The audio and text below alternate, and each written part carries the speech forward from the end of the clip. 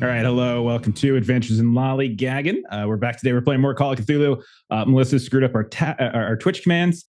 Steven is trying to reignite old arguments about whether or not Pastor Wood killed a guy. There's something else. What was the other thing? We did kill the guy. That wasn't the argument. Murder. Right? Yeah. Oh, it was a murder. Mo Pisner. Somewhere. Poor Mo Pisner. Rip. You know, he had a mom. You know, and a mother. Did. Just saying. Most people do. Yeah. Remember what happened? Guys, remember what happened to Pastor Wood? Remember that time he got eaten by a giant mouse? Oh, chat. Who's Pastor Wood again? Okay. Oh, God. Wow. That's a shot for Pastor Wood in Steven's burn years later. All right, so we're back.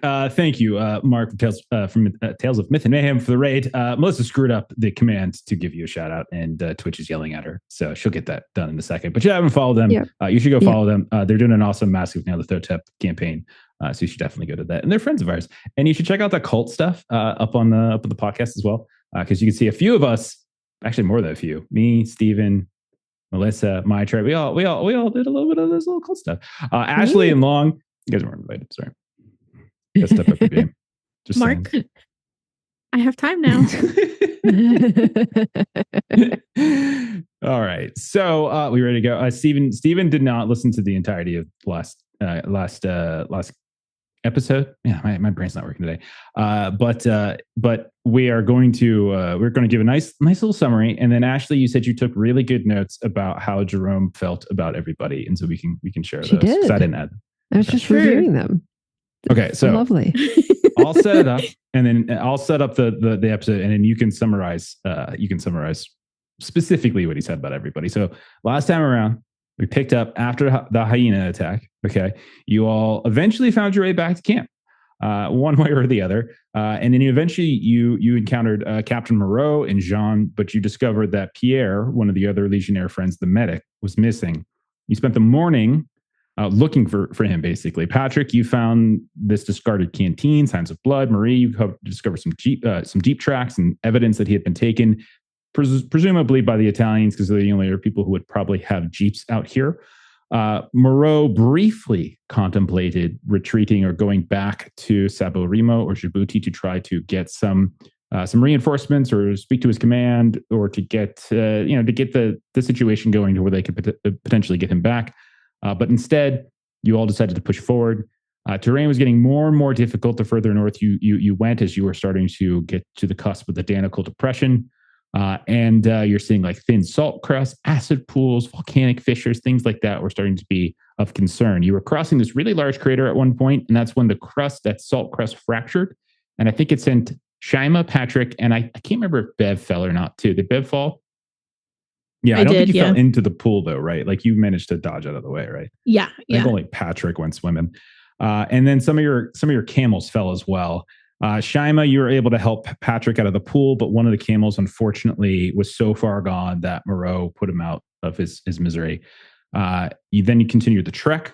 Jerome eventually led you all to the place that you were kind of like your destination, essentially, which was Kaluli, which is like some kind of a far settlement near.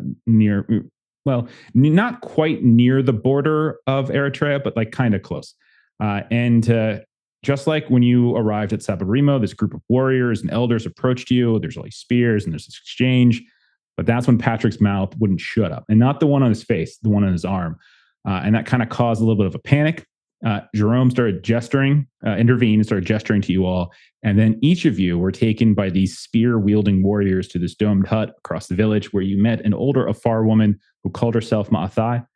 And then that's when the revelation came that this whole time, Jerome was able to speak English and was watching you, was trying to better understand you and your intentions and who you are, why you're here, that sort of thing. And he decided that despite some strong reservations about your characters here and there, you ultimately were decent people and no enemies, and could potentially be allies. Is essentially where we left it off, with potential conversations to continue. So, Ashley, if you want to just kind of give us like a little rundown of the conclusions that Jerome. So, Jerome determined that Will was not trustworthy, but that Will and Patrick were deemed warriors. Dr. Key is smart but not wise. Shyma wants to learn, but her focus is really scattered. And Marie is a long way from home. Marie, Yes. parentheses, Joy Boy. Joy Boy. Yes. Honestly, like I was thinking about like when you handed that over to him, when you had the cat, I'm just like, I like, how could he possibly take you seriously when you bring like a little tiny cat? Yeah. Like these people don't know. Like, oh my God. Like I like to think that his perception of you is like one of those completely useless to society socialites who carry around little bags with their tiny little dog in it. Dogs and stuff in them and contribute nothing. That I feel like is the vibe he was getting from you, Marie. I'm afraid to say. Yeah. Marie is a jazz singer by history, so probably terribly sunburnt at this point because you've been saying how you have very like because aren't you like freckles, red hair, fair skinned? Yep. Yeah. So you are you're having a rough time. Oh, there goes Steven rotating Will on our Foundry tabletop. Damn, I was hoping I could get it while you weren't looking. That's what he does. I'm always looking. Okay. All right. So that's where we are. Let's go ahead. We'll pick up. We're in this tent. Let me get a little music going. Let's see. Okay. So you're in this hut. You are amongst friendly people. You can see in front of you there are two. Actually, there's only two afar in here with you. One of them, obviously, is Jerome, who is kind of sitting off to the side. Ma'athai, remember, she's a little bit older. She smiles and she seems fairly friendly. But both of them are capable and very fluent in English. And she turns to you after Jerome's decision that you all are worth her time. And she says something to Jerome. And he steps out of the tent. And when he returns with another person. You can see they're bringing like food and they're bringing drink, similar to what you've seen before. And they set it down on these mats in front of you. And she insists that you all refresh yourselves after your long journey.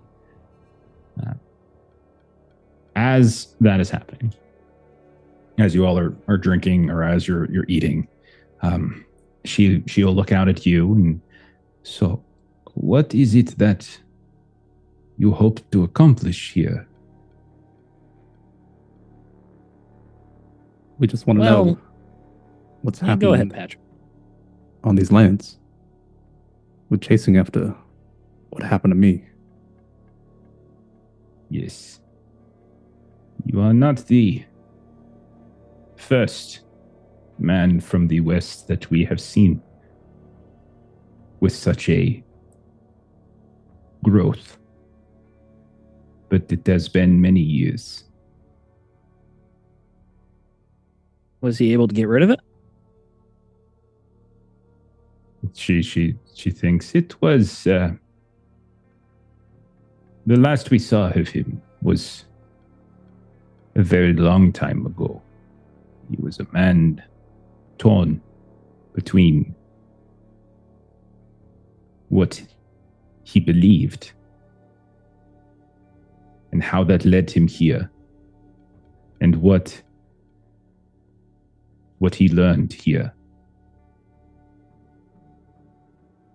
Some of our group took pity on him after the eruption at the dig site and tried to teach him some sort of practices for self-control. And he seemed to be receptive to some of those lessons.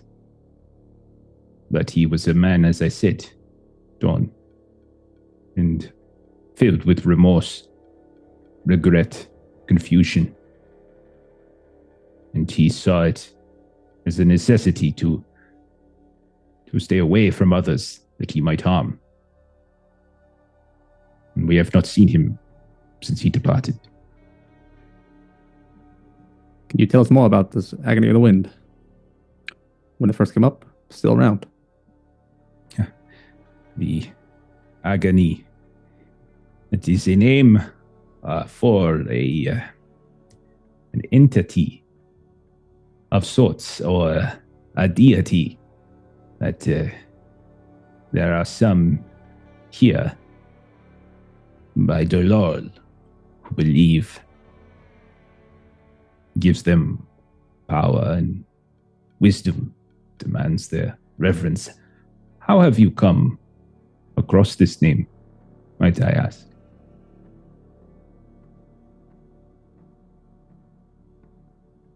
We heard it. Was it Jerome or From- did we read it? I forget. So you've encountered it twice. Yeah, once on the yeah. wind, Written and then another on the time stone ruins. but both times it was in Arabic and it was translated for us. Mhm. And so Beverly will offer that explanation. And she will kind of like look a little sheepishly over towards Jerome when you mentioned that he did some sort of translation for you. It would seem Jerome has perhaps made his conclusion about you earlier than he claims to. And you can tell she's like playfully chiding him, but his like face is like stone, and he makes no suggestion that he is that he's laughing. Very serious looking face. Yeah, Jerome and I, we became fast friends. He even showed me how to pitch a tent. There was a gentleman, and like Beverly just kind of totally ignored at least what he just said, that we came across, and she's kind of saying this to Jerome. I was curious of why you didn't want him in the same car as you. Was that the agony? He's the one Patrick said transformed into scorpions. He kind of looks at you with a quizzical face, and then towards Maitreyi. As I said, she is intelligent, but not wise. That was not the agony. If that was the agony in human form, do you think we would have survived that night? Dr. Key. It was an emissary. Of the agony? An emissary of the agony? Yeah. Who else would it? And you could tell he's a little impatient, whereas like Maitreyi will butt in. The villagers at Dolol. They believe in this deity, this agony of the wind. It embraces pain and self-mutilation. It is a sign of reverence to suffer pain. There are some, from what we have learned, who hear the voice of this deity on the wind. They come to hear the voice after they have sacrificed of their flesh. And when they are ascended, they venture forth from the lull on pilgrimages into the trade routes and to the deeper desert to the west by Tigray.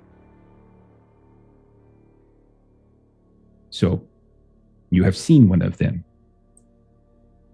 That is alarming, but it is not unknown to us. It's not just emissaries. There's these beasts out there with this. Have you come across them? What beasts? It looked like a hyena, and it then became a man. Her eyes kind of go wide, and like her and Jerome exchange a look and then a couple words on afar. You have seen this.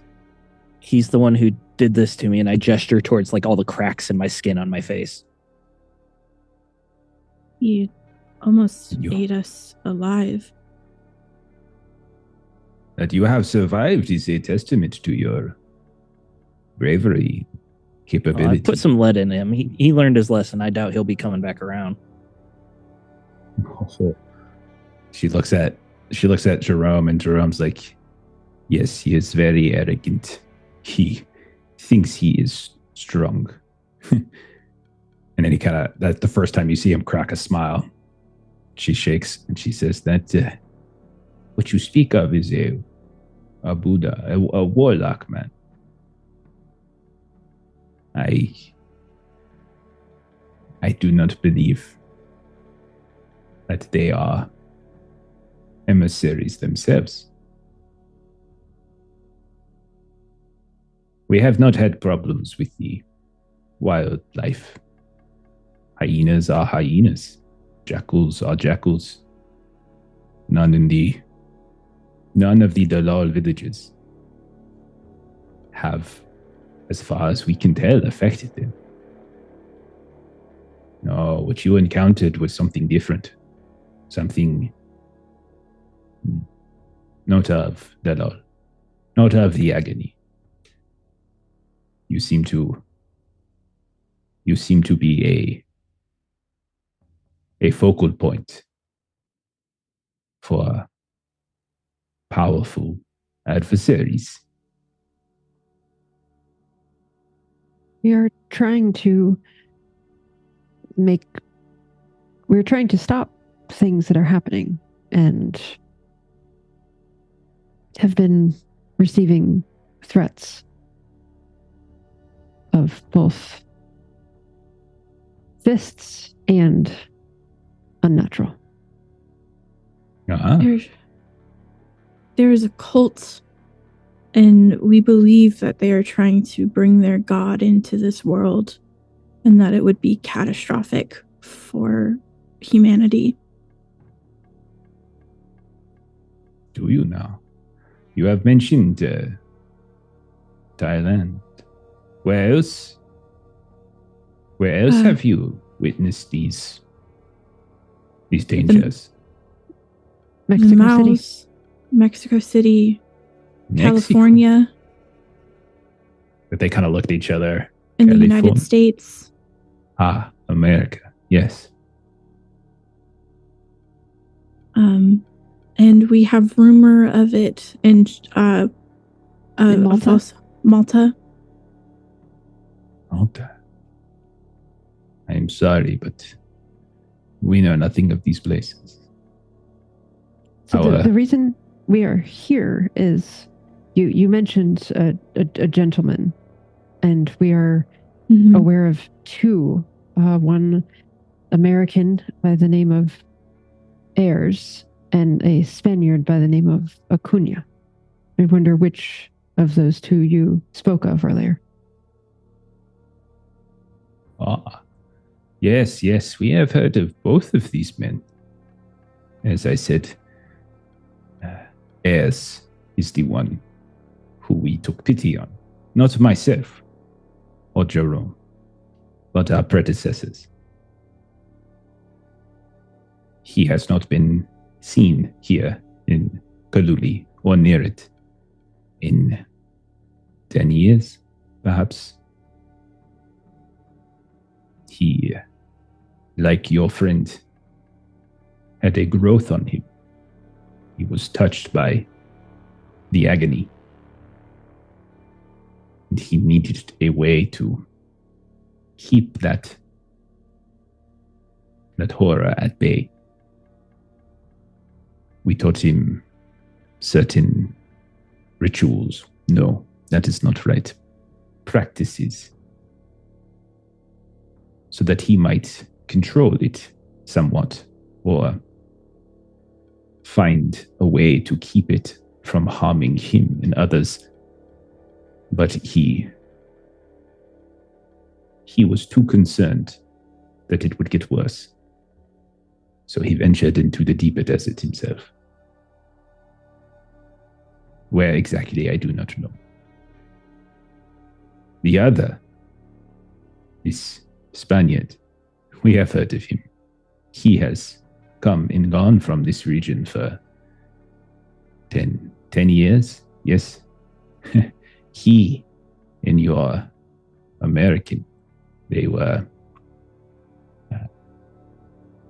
digging up a site near Dalol 10 to 12 years ago. We could not let them do that, of course. But why not?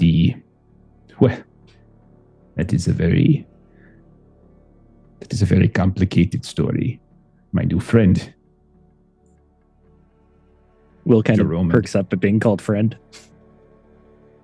Jerome and I are part of a long line of people who guard and protect this region from the agony or the entity that preceded it, what name they gave it in pre-Christian times, I do not know.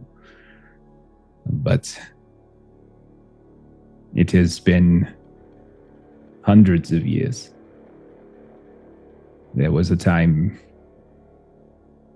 perhaps thousands of years ago, where it was revered some sort of mouth, you see. But my ancestors and Jerome's ancestors ensured that it would not continue the practice of it. And there was a temple built to this creature. And your American heirs in the Spaniard, they found it. I do not know how, but they discovered the temple. And they began to excavate it. We could not allow them to gain access to what was inside, for fear that the entity will be reawakened. I also must warn you that for many years we have been very quiet. It is not without intention. For the very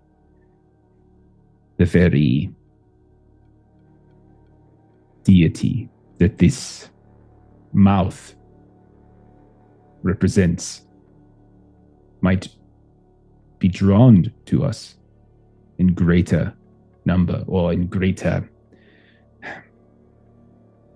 intensity if it was aware that there are those here who oppose it so rigorously.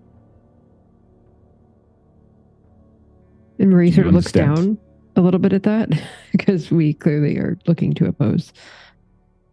I believe that's why we're such a focal point, right? And because she's kind of nodding at Marie as she says that. Yes. Perhaps she has wisdom after all, Jerome. I'm curious, what name do you use for this entity of the mouse? Why would we give it a name?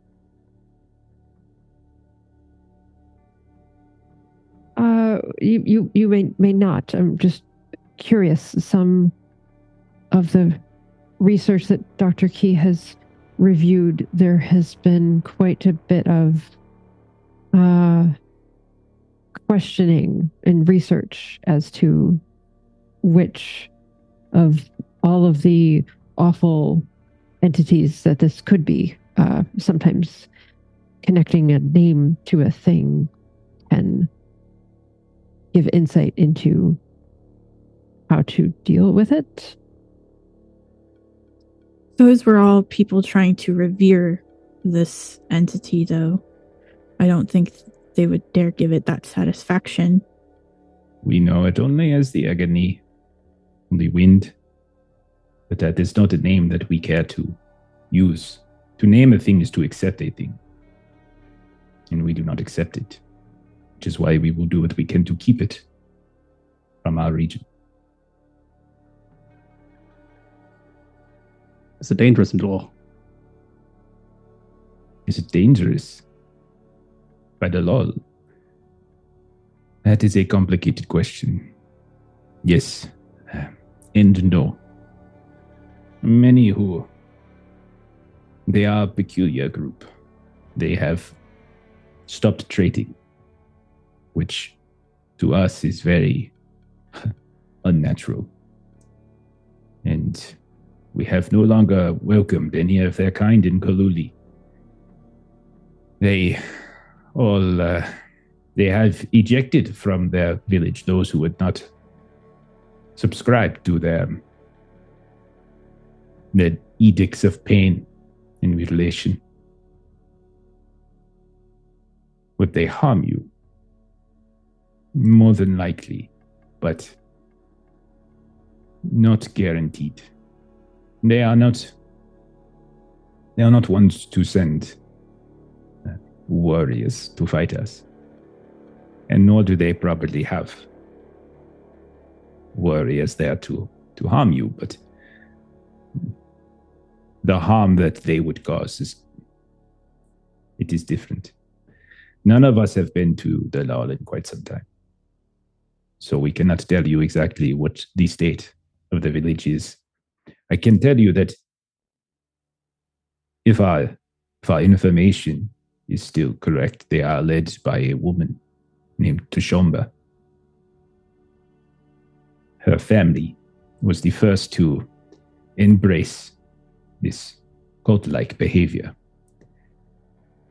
They all perished, children, husband, in these acts of devotion, self-mutilation. And it is their sacrifices that has elevated her into prominence. They revere her most of all, second only to the agony itself. Emissaries are chosen by her, we believe. Most who leave the village do so with purpose, not to trade. They do so to recruit more to their number. Which is why I say to you, I am not certain exactly how they would react to you. And she looks over at Shyma. And she gestures towards your hand. But you might be taken as one of them. And then towards Patrick, you. How they would react to you would be very curious indeed. The rest of you, however, I am not sure. The fact that you travel with these two might be seen differently. Perhaps they might find you as a threat, but perhaps you might be seen as being sent there by the agony itself. You said that you encountered an emissary. Well, they are curious individuals. They will not harm directly, necessarily, but they will do what they believe the wind is telling them to do. Exactly what that is, I do not know. If you choose to go there, we can take you most of the way, but we will not go inside. I fear that they are familiar with us, much more than they would be familiar with you. And in doing so, we would expose ourselves to retribution. I imagine they suspect it was us many years ago who stopped the excavation of the temple. Something that we have run across in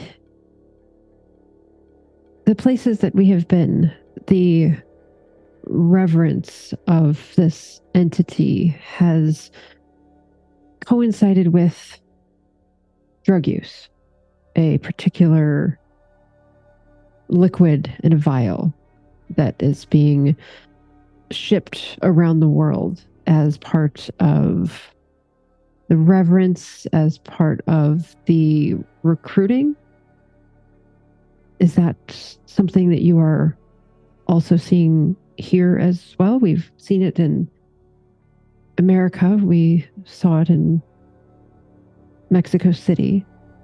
In Thailand. I'm sorry. We do not know of any drug. No. It's known as nectar. As I said, I am unfamiliar. What does this nectar do?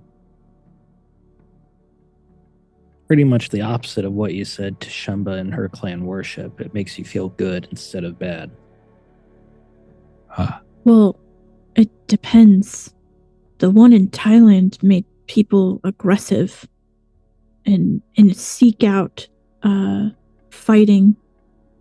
And the one we came across in the United States and Mexico was very sensual, and it made people reduce their inhibitions and These are not behaviors that I would align with our observations of the law. They have not been violent and aggressive. They stay within their village. They do not venture in number. Those who go there certainly might suffer violence of some kind, but none with right minds would go there. And those that do go there might themselves be being called by the agony itself. Sensuality is not a term that I would associate with them as well. As I said, their focus is on pain, especially that which they do to themselves, mutilation. It is not uncommon to see emissaries or villagers missing limbs, eyes, tongues, all of these things. They do this not because they are suffering from some malady, but because they believe in doing so, the agony will see them and will bless them.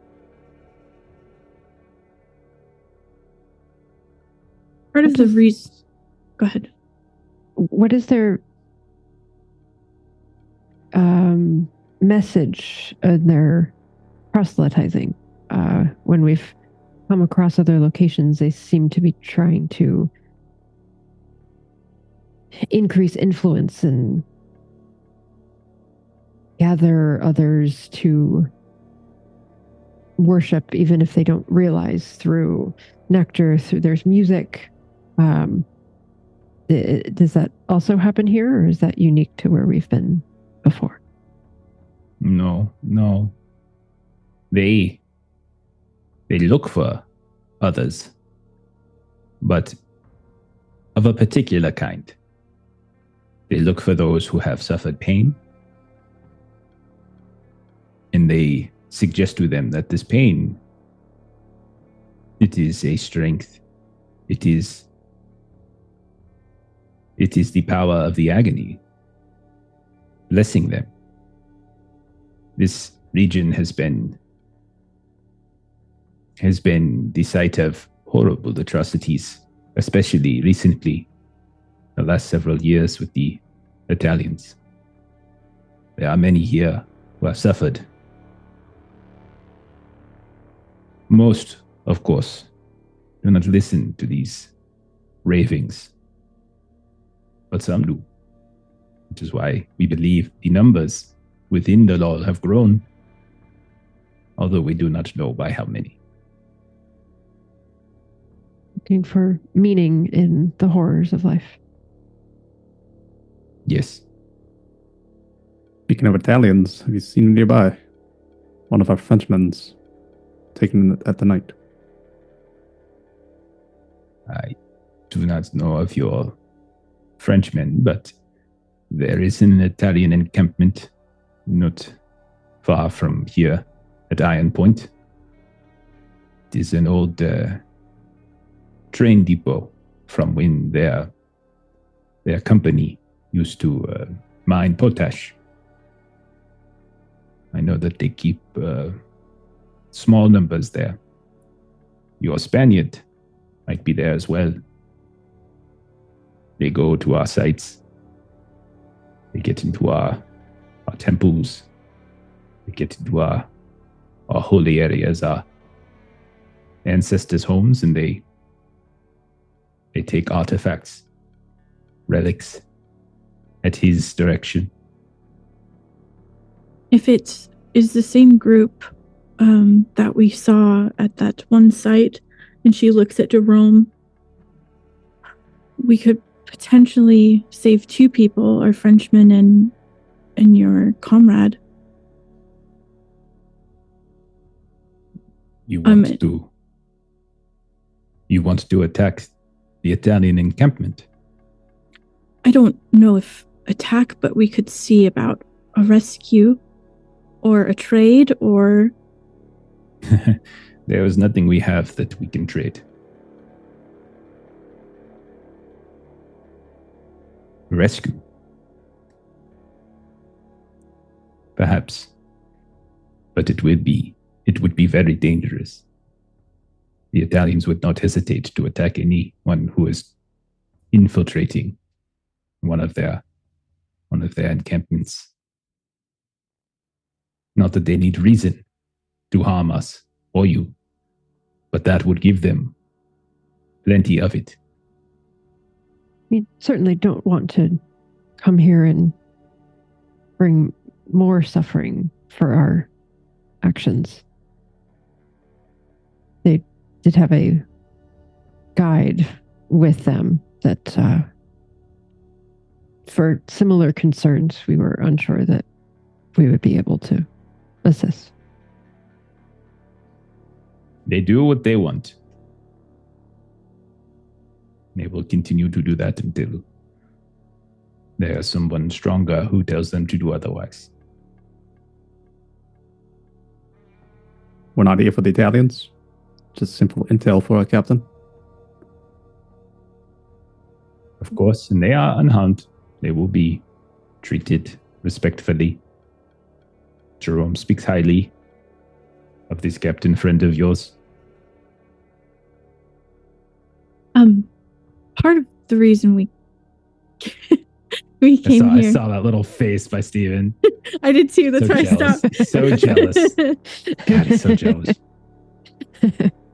Part of the reason we came here in search of Dalal was we discovered a cleansing.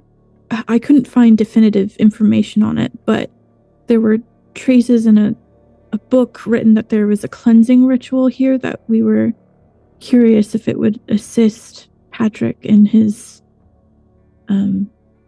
mouth. Do you know? Someone has written about this. Shyma pipes up at this point and kind of looks over at Jerome to almost kind of like, see, I've been paying attention. I'm not unfocused. And so she's looking over at Jerome like really kind of meaningfully, and then cuts in with after Darky asked that question.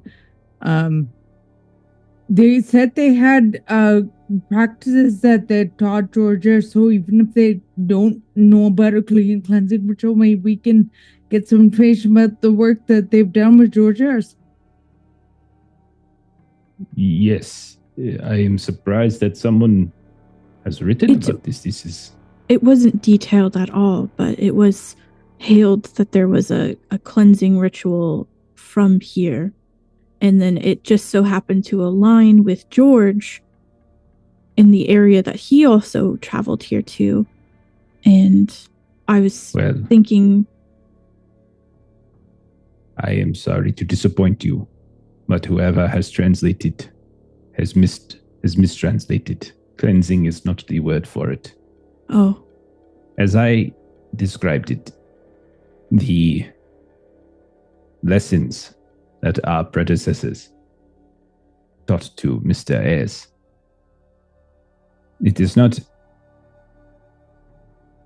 they are not magical. It is merely a way of asserting self and discipline to ensure that you have full control and that the mouth on you does not. I will tell you, unfortunately, that our predecessors, Jerome and I, they are no longer with us. Our knowledge of it is incomplete.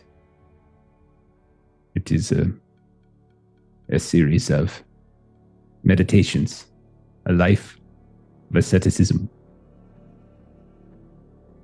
We could teach you some of this, but this is not a lesson that would take an hour or a day, but years. If you wish to stay with us, then we will teach you what we know, what limited information we have. But unless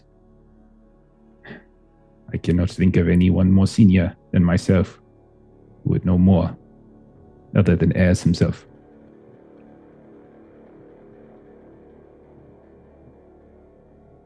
Shyma looks meaningfully at Patrick, thinking about the conversation they had before they left the hotel, and hoping he remembers that, but doesn't say anything, but does very pointedly look at him. Yeah, Marie also is sort of craning her neck to Patrick. Sort of staring at the dirt, hearing the words, what a holy year, pondering if I can spend that much time here. Asceticism is the one that stuck with me. Out of character. What are your intentions now that you are here and now that you have heard these stories? There's more to tell if you wish to know it, but I would like to know your intentions. For what you do here will have repercussions for us. Well, I think if they were interested in that dig site, we need to know what they were interested in. I'm not saying we need to excavate it ourselves, but we'll probably have to take a look at it and study it. Jerome could lead you there. It is close to Delol. It is not in Delol. They are separated. But the likelihood that you could be seen by Delol villagers is not a small likelihood. Be prudent in your time there. Do not linger unnecessarily. Well, you'll probably make some sort of cover story too that this agony in the wind called us to the dig site as well. So if we come upon any trouble, we'll try not to lead it back to your people. I see. That could perhaps work. It is hard to say. They are not in their right minds, whether they believe you or do not. I do not know.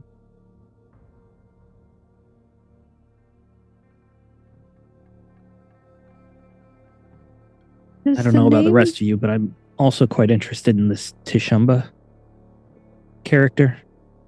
If she's worshipping a mouth, that seems like the kind of thing that we're here to bust up. We have taken down other emissaries, which are maybe not speakers, perhaps would be. And she's like, hold on. And she like looks through because she has some notes with her, not all of her things, just a small like little book. There was a woman in charge in Thailand, Savitri. She did research and she greatly worshipped this entity. She was the one who did harm to Patrick and Shyma and gave them these mouths on their bodies. And her way that they did this was the hunt. That was how she worshipped, was she hunted and she consumed and fed her mouths. And Patrick and Shyma dealt with her. And then there was another person in charge in California who they summon large mouths in their locations. And if there is one in Dalal, that would be a problem. That would need to be dealt with. We do not know whether Dalal has such a thing. It does have very many dedicated, fervent believers.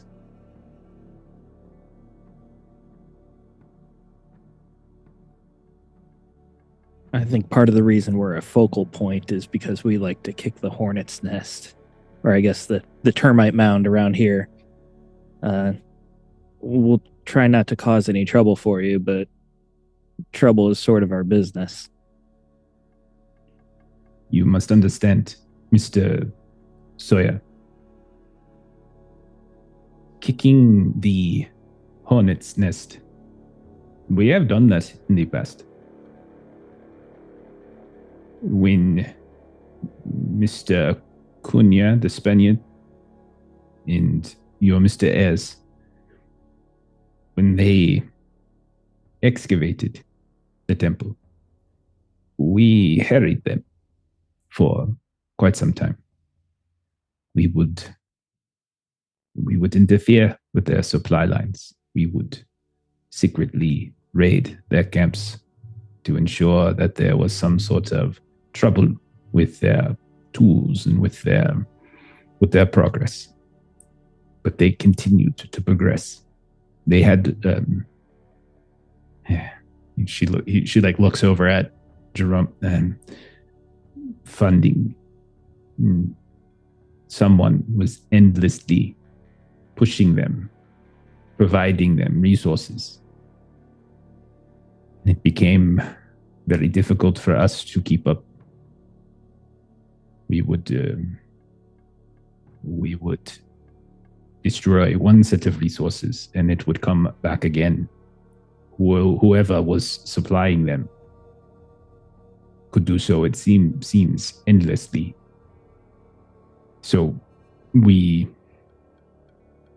took it upon ourselves, our predecessors, leading the way, to enact a very ancient ritual. It was not done hastily. It was done with careful consideration.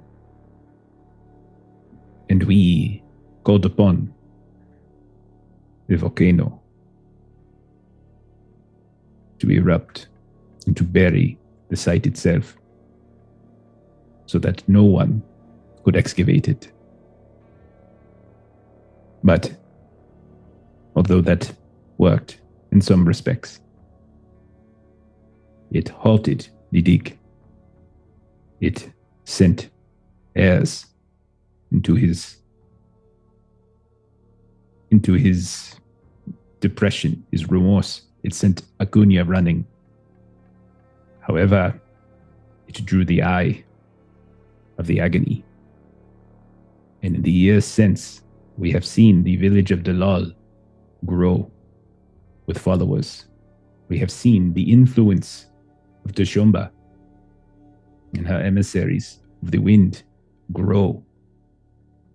These are not a presence that we felt prior to that ritual. This is what we mean when you are too loud with your resistance, too hasty with your weaponization. It could perhaps bring back greater harm than you could have dreamed. So now, where there was once an ancient temple with an old creature of some kind revered within it, there is now a modern, current village filled with fervent followers of the agony of the wind. I ask you, Mr. Sawyer, do you think that we have traded in the positive, or have we only made things worse? Maybe you stopped fighting the war when it was only halfway over. I disagree. Well, Run the Mr. Sawyer, risk. if you have seen anything of our region, you would know that we are fighting a war on many fronts. Perhaps if you and your kind would kindly leave, we could focus on the one. We do also run the risk of the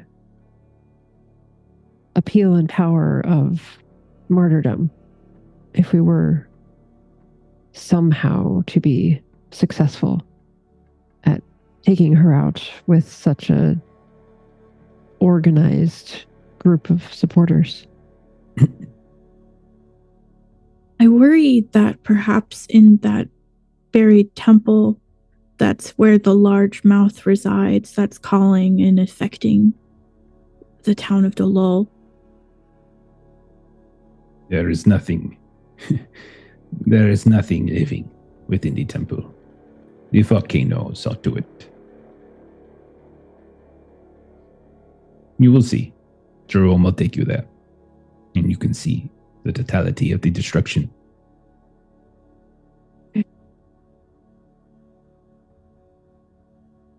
I'm curious, have you heard anything of Winston Pharmaceuticals or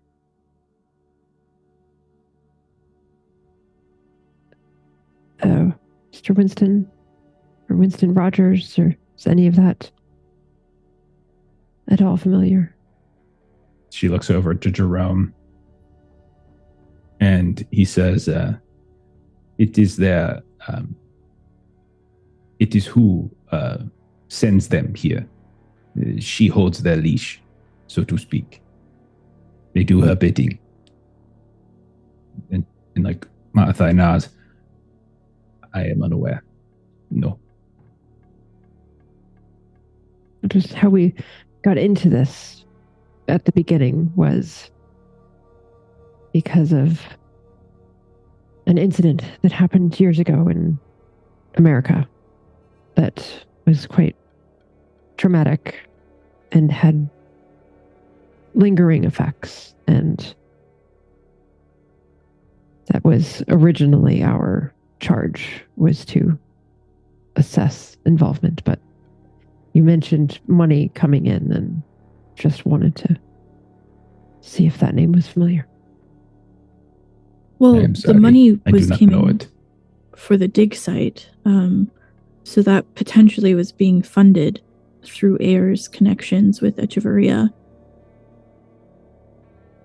And we do know that heirs into the Spaniard were not at the site when the ritual was enacted. They had left, which is why they had survived.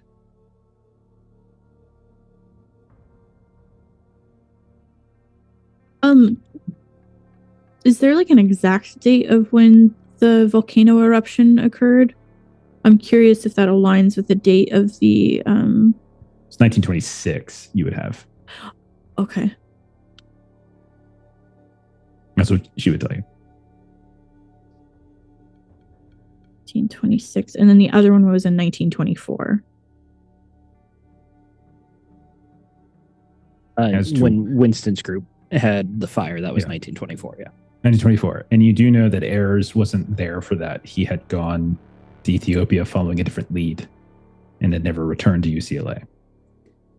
And exactly what became of him after that point, no one really knew. So outside of going to Ethiopia, knowing that he was doing some kind of dig site, you really didn't have any information. It's just the first time you've heard that he survived that. She will say that we do not know exactly who it is that was making the dig site so well supplied, but whoever it was, they have not seemed to have connected to Dolol. We believe that the temple that they were excavating, as we said, was homed to some sort of perhaps avatar, perhaps, yes, avatar of this agony. And they were trying, similar perhaps to your people in California, to do something similar. That is why we made the very difficult decision to enact the ritual.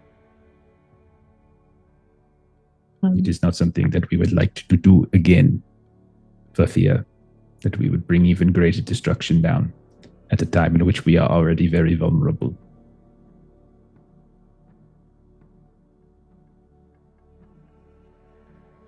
Now, I have answered many of your questions.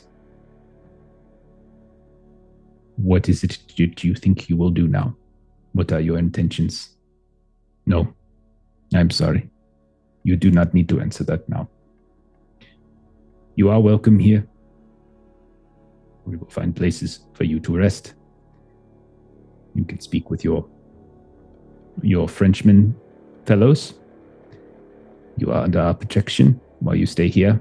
No one will harm you. You are free to move about freely.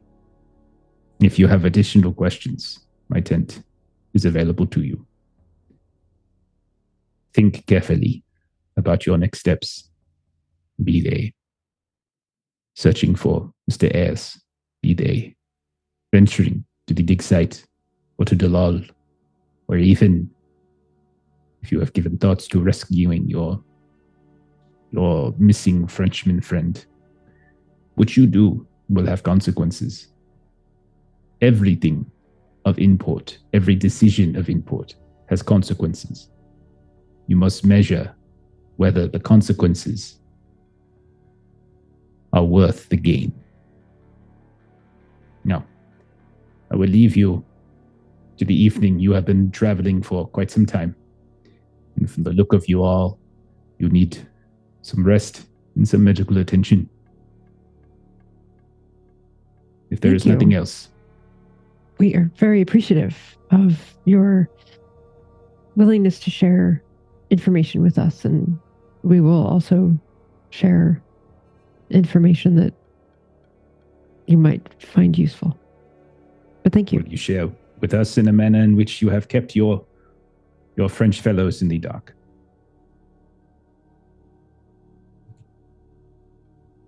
Well, thank you for this food. It has been fantastic. I really enjoyed that, and I point towards one of the dishes. I'm not sure what you call it, but it was great. That plate did not have food in it. It was... Oh, did you eat? Did you eat what was on it? That was not edible. No. I was pointing to that one. I was pointing. That was just there to help with the ambiance of the room. I actually think you ate poison. I need to go to the bathroom. Can you point me? Is to the left? Bathroom. Okay, so you guys depart, and you have, when you step out of it's dark. You step out. You have been in here for a while, and you have been discussing for a while. You have free reign of the village. You can definitely remember that this particular hut was removed from everywhere else. And you can tell that as you start moving about through this village, that there is, some people come up to you. Others keep their distance. There's kind of a mix of this, some curiosity. And then in other cases, there's people, maybe especially some of the warriors that kind of escorted you. They kind of look at you with a slightly bit more suspicion, but not necessarily in any particularly aggressive way. But you can tell that they kind of eye you a little bit. But you have some time now. And so what do you all think you would be doing with that time as we venture into night?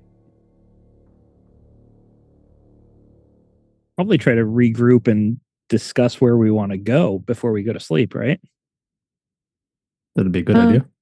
That or explain to our French friends what the fuck they saw on Patrick's arm. Oh yeah, we can fill them in too. Give them a or medical attention, or kind of all of the above. Is anyone immediately hurt, or everyone's pretty healthy? I have 10 HP, so better than where I was at.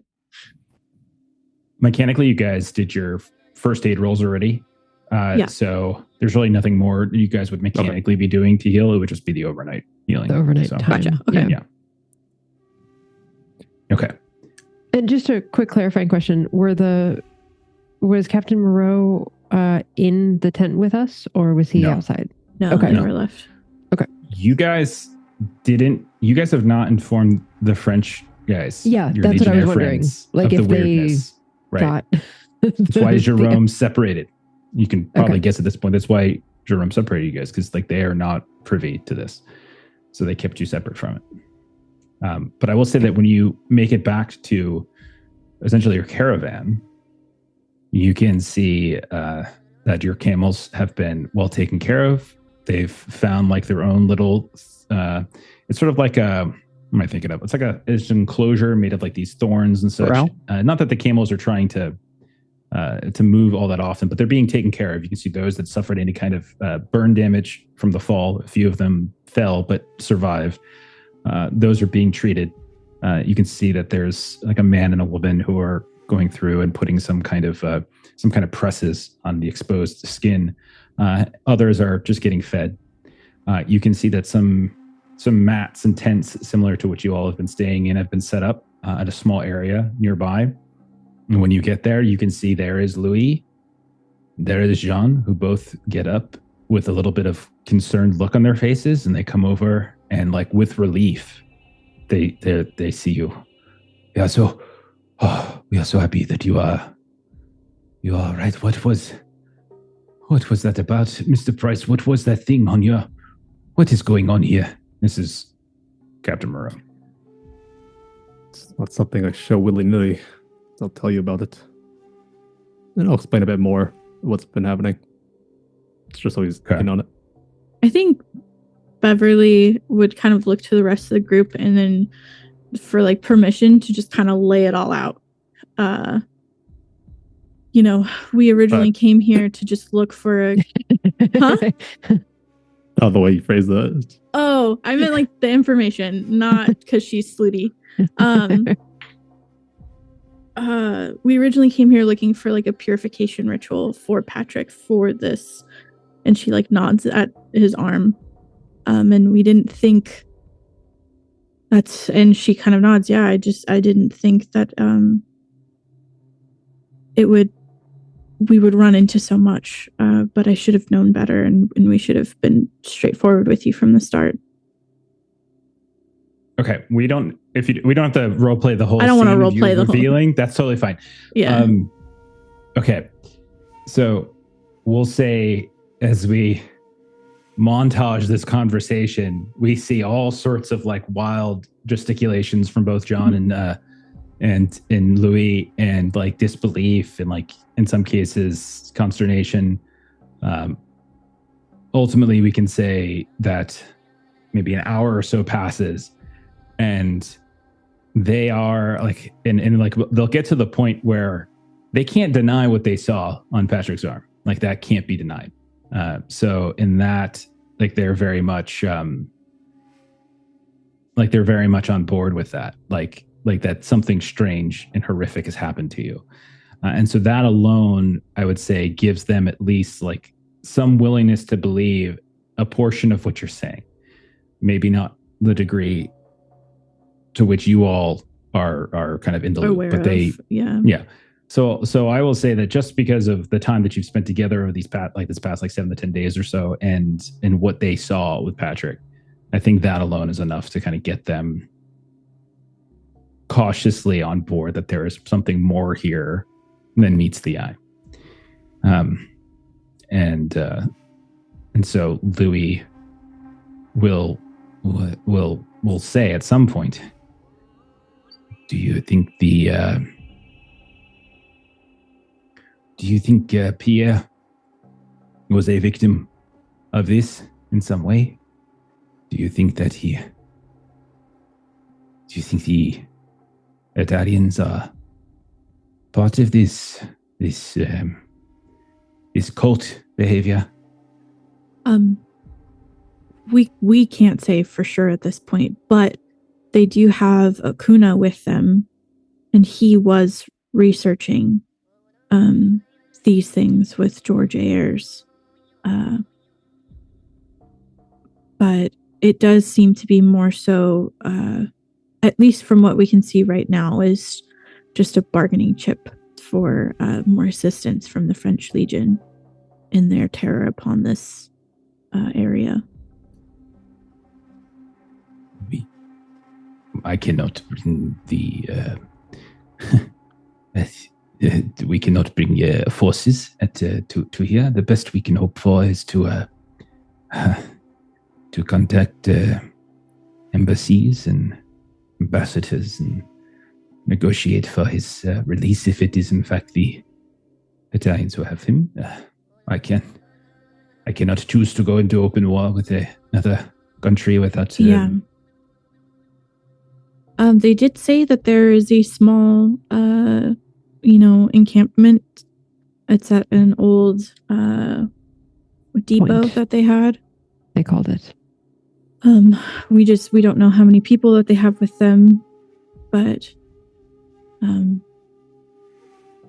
we were invited, and that should be where they have the other archaeologists. And I see.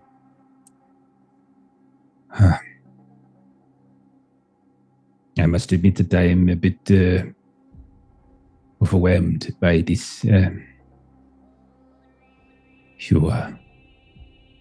You could have told us this sooner. We could have been more careful. We could have been more observant. Perhaps if we had known that there was more danger in the desert than Italians and snakes and scorpions, perhaps we kind of like cuts himself off at that point. We did not know that. We did not anticipate anything before finding the site, and we seemed far off from that. I have no choice but to believe you at this point. I suppose the question then is what are we doing next? My charge was to bring you here so that you might visit the dig site, I believe. But what now are your plans? I think we should keep focus. We stay on the dig site. We go there first. We learn as much as we can. We can adjust our plans as necessary.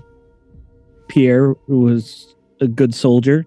I'd love to see him back with you. Maybe there's a chance that the Italians have welcomed us. We could talk with them, and it gets quite dark at night. You just slip out if we can.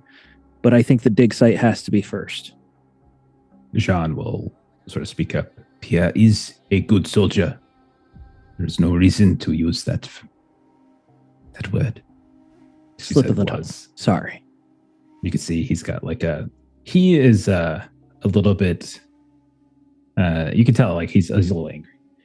Yeah. But not necessarily placed in any one particular direction. It could just simply be his friend was taken. Jerome's willing to take us halfway to the site. If you're still willing to follow us. They kind of look at each other. We have half a mind to venture to this iron point to see if the Italians are willing to treat with us.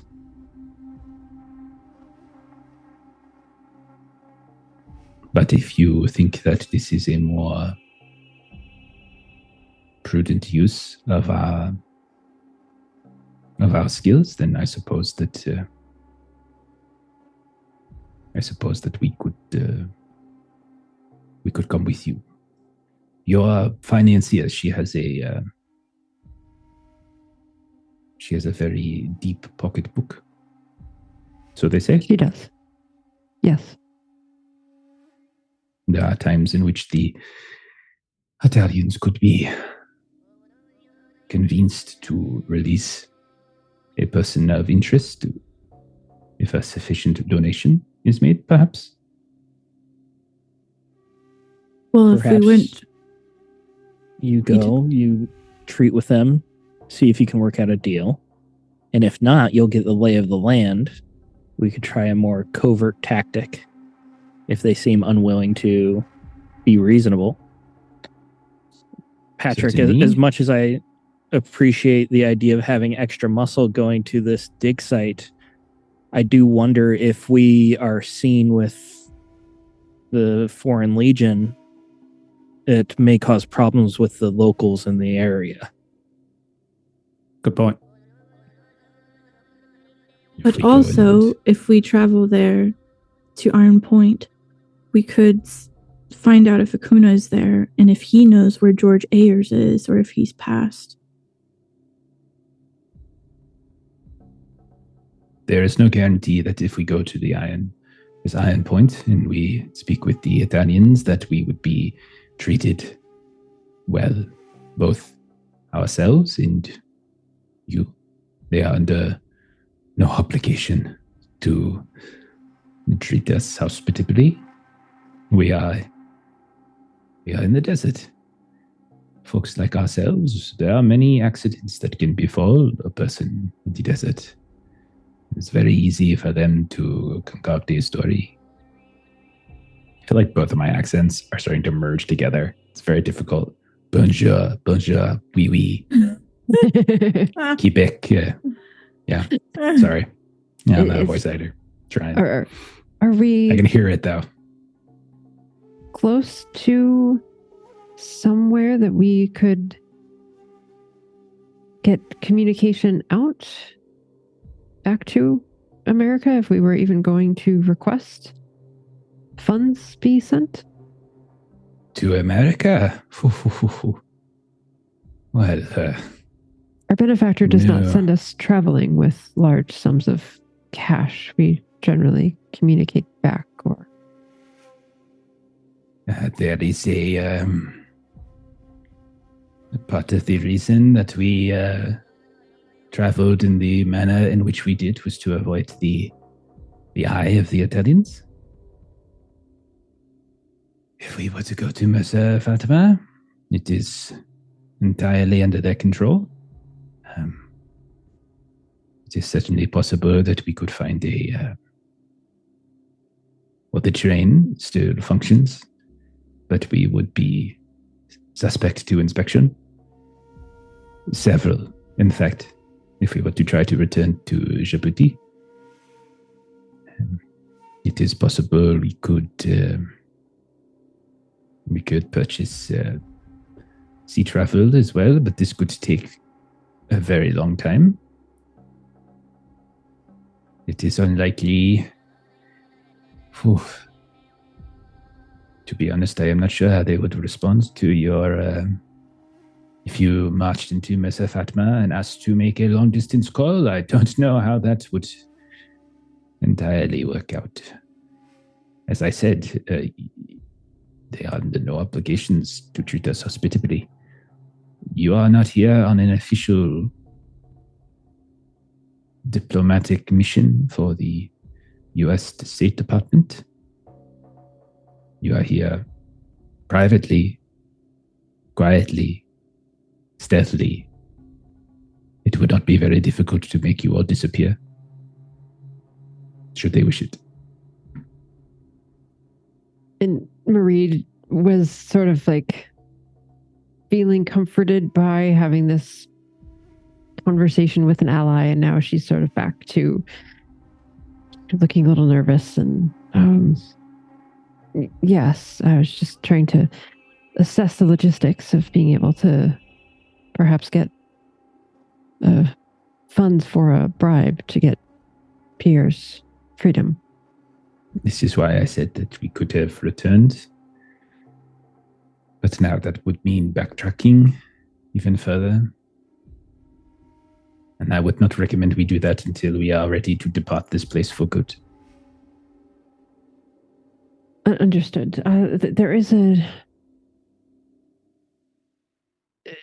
additional information that we received about a group that is near the Lol. I'm going to assume that was probably part of like Bev's hour-long summation. Is that fair? True. Yeah. Yeah. So I'll assume that like in terms of catching them up, it's not just like why you all are here, but what you learn from Athai to some degree, right? So we're not just like role-playing the same information more than once. I was sort of in the sense of like options of where to go. There's sort of Iron Point, there's the dig site, and there's the group. You are not wrong. And then there is this Ayers fellow. If you think... I will say this, though, that we need more information about where he has gone to be able to search for him. Right now, it would be like searching for a needle in a stack of needles. And that is not an optimistic goal yet. However, we were solicited to lend assistance to you. Ultimately, we go where you decide. But she could tell that he is like not as happy with that anymore as maybe he was in the beginning, considering things that have gone down. Sure. So both narratively, but also just like game wise, like you guys are going to make the call. Like that's kind of where we're at. Sure. So, Will, your vote, as it were, is that we go to the dig site. I think the dig site is going to have the best information for us. It's where we were meant to go in the first place. I think we should stay focused, and who knows, maybe it has clues to Ayers, maybe it has clues to Akuna, maybe it has clues to Shyma. To me, that seems like the nexus. I agree. Our original intentions were to come out and visit the rune sites by Delal, so might as well go there. So we're just going to leave Pierre? I'm not saying we should leave Pierre. And Captain, if you want to take your men to Iron Point and try to treat and get a lay of the land. Isn't the dig site near the settlement? So here's at Iron Point, not near the settlement. First? My concern, and I do value the risk that Pierre is, we assume that Pierre is in at this point.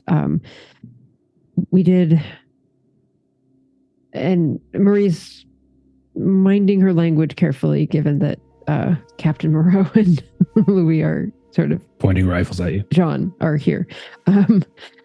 We did come here for information and getting ourselves into a fight that is beyond our capacity could mean that we do not find the answers that we seek from Mr. Price or for our broader aims. And I appreciate the consideration that a financial bribe may be an option, and that is not something that we can facilitate now. So I think going to the dig site first makes sense, that we can... Jean, as you're talking, just kind of gets up, kind of shakes his head. So Pierre will be a sacrifice for your larger considerations. Understood. You can see, like, he turns away and you can kind of like walks off. Whereas like Louis, being commanding officer, is a little bit more reasonable. As I said, we were contracted to support you, take you safely to where you wanted to go and where you wanted to return. So we will do that. When you are certain of where you want to go, we will make supplies, and we will go. But you can tell, like, all of you, even if you don't have like decent psychology, like he's he's torn and kind of annoyed. But he'll do what you guys want him to do. So I'll say, like, at this point, conversation with the two of them is just going to go around in circles. So just to lay out clearly for you guys, the clear choices. Iron Point is one place, and that is to the east. It is like a former train depot, essentially, for a Italian company that used to mine in the area. And you think that the Italian military has actually set up some kind of camp there. Then there is the dig site, which is further to the north. And that is like the place that you have read about in terms of like George Ayers and Acuna and all that kind of stuff, digging this temple up from ancient times. There's Dalal, which is near the dig site. It's not the same place. They're two different locations, but they're relatively close to one another. So those are definitely clear options. And then again, like shot in the dark, you could try to like look for errors, but right now you don't have a ton to go on for that other than he was alive like 10 years ago and he ventured sort of into the deeper desert. That's really all you kind of have right now. So those are kind of your options. Sorry, I lost you for just half a second on my headphone. What did you... where did you say the dig site was? The I'm pointing us to the east. Dig site is to the north. To the north. Okay. To the north, in the Dalal village is near it. It is not. Thank you. They're not like. Sorry, I just lost you for like half a second. It's all good.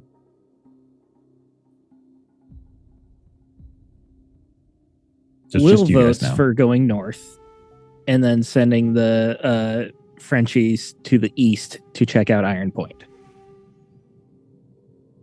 Okay, little intel gathering with them, and we just go check we And if we are caught by the locals in the village, it's going to be a lot easier to say that we've been drawn by the agony of the wind, whatever this entity is, without having a whole bunch of soldiers with us. Shyma is on board. It's very clear that she wants to get here. Like, that's the thing. Like, she wants to go to the settlement first, and then the dig site. There's but Will's idea of just getting the French foreign legion guys to go get beer, and we'll head forward without them. Like that's fine as long as someone is going off beer as what her energy is. And if they can negotiate a settlement, then on our way back, we can make it work with Winston Rogers. There seems to be risks either direction we go. There are certainly risks. And who knows? Maybe we'll get lucky and they'll capture Lewis too, and we won't have to deal with him anymore. Best case scenario. Hold your tongue. No, I'm sorry, but bad joke. Very bad. Okay, so am I understanding correctly that you're going to be heading out to the dig site probably tomorrow, as it's nighttime now, somewhat begrudgingly, but seems like the best option, and you're sending your French Legion guys to go kind of scope out exactly what's going on over at Iron Point. Yeah. Is that right? Is that fair? Yeah. Okay. Good to me. We'll say you'll hunker down for the night. You all can get a decent night's rest. You would be able to do your recovery. So anyone who needs to recover HP can do natural recovery at this point to gain some of your health back. I'm pretty sure nobody's got a major wound, right? We're good on that, right? Yeah. Okay. Correct. Yeah, those hyenas didn't do. Can I have a quick chat with Will before we bed down? Go right ahead. Especially if you hold a gun on him or something. That would be fun. I don't have a gun on me, unfortunately. Just that beautiful dagger. I know a guy who could take care of that for you. No, absolutely. Yeah, go right ahead. Okay, so and I'd prefer for this to be a private conversation. Well, or are you able to be found somewhere that can have a one-on-one? Walking between tents or something like that. Sure. Wait. So Shyma does that thing of sort of hesitantly approaching and asking if you have a minute. What's up? I owe you an apology for yesterday, so I'm sorry. Especially when I brought up about you like lying to Captain Morrow about your name, and I said that stuff because I was trying to say that you shouldn't be trusted, and I'm sorry. I guess I've just been focused on the wrong things. You were mad at me? You didn't realize. I mean, you were kind of. You seemed upset. I didn't know it was at me. I'm sorry. I'm sorry. I didn't even. It's more complicated. I've been thinking about this. I'm sorry. If you didn't realize that, I wasn't trying to make it weird or anything. It's fine. It's fine. I'm sorry. Fine. I mean, I know you were upset. Are you okay? No, I'm fine. I'm fine. I just I already don't tell my dad everything, and that feels really bad, and I don't want to be the kind of person that he wouldn't be proud of.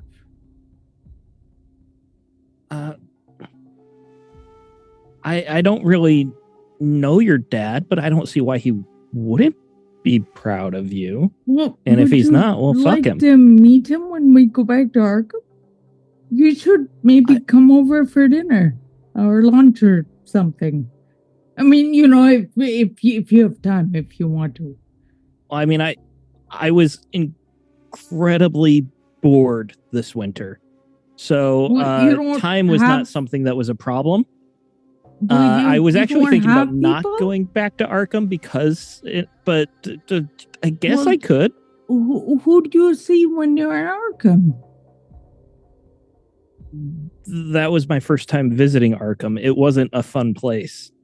So you don't have any friends or anyone? Well, I have tons of friends. I mean, what do you mean I don't have any friends? No, okay. I grew up in Ohio, though. My parents, I don't really care to see them anymore, and I'm not going to go back there. That you move forward in life, you don't move backwards, is what it comes down to. Okay. Well, if you are in Arkham again, and if we head back together, it would be nice if you came over for lunch. Yeah. I mean, I have to check my schedule, but I'm sure I'll have some time available.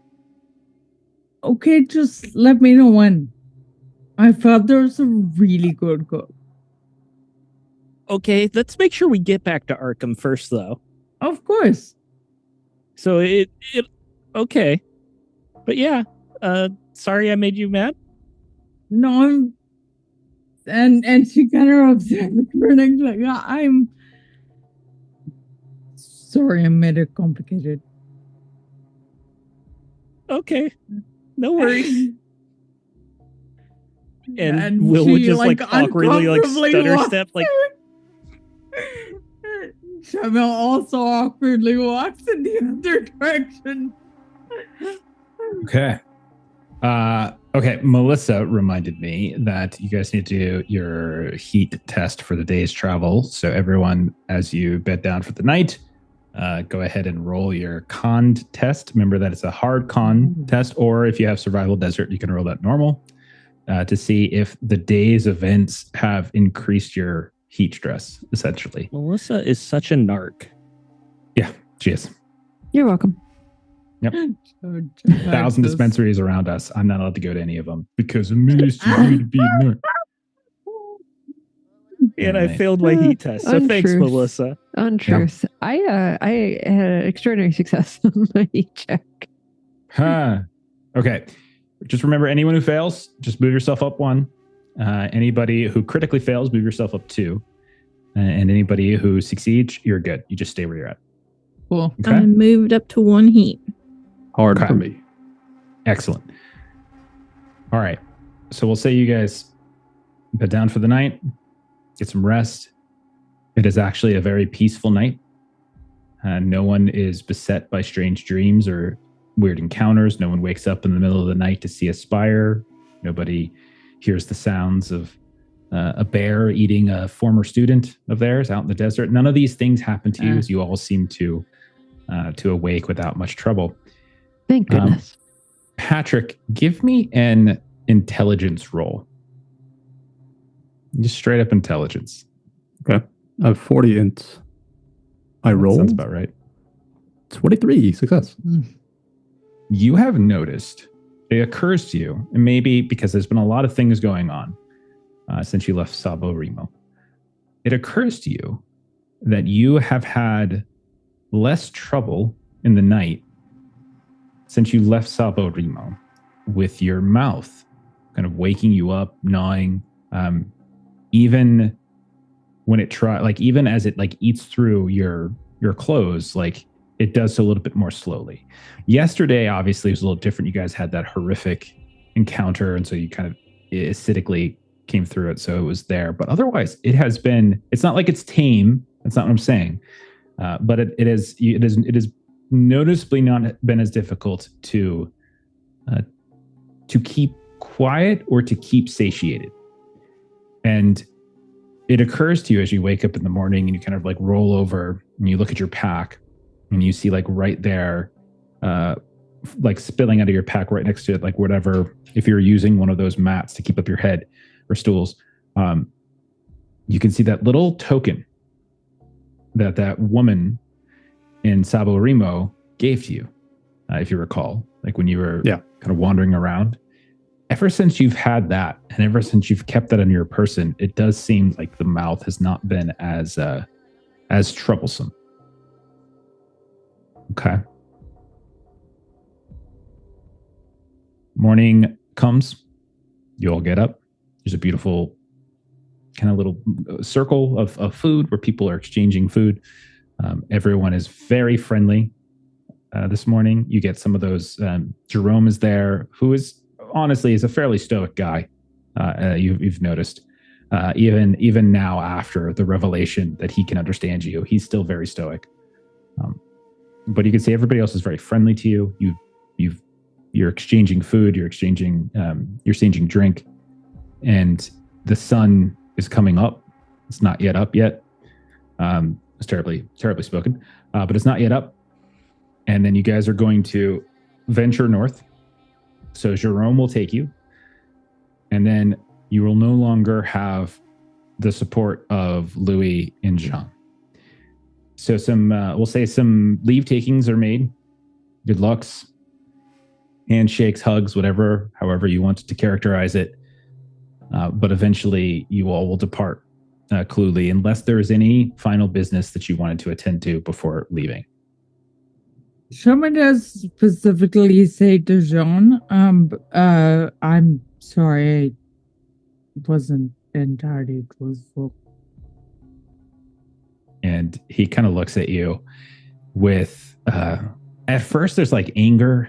You can tell he's mad, but as he looks at you and sees your head kind of down faced a bit, he softens a little bit, and he says, "It is not you that I am upset with. Pierre was a friend of mine. Pierre saved my life.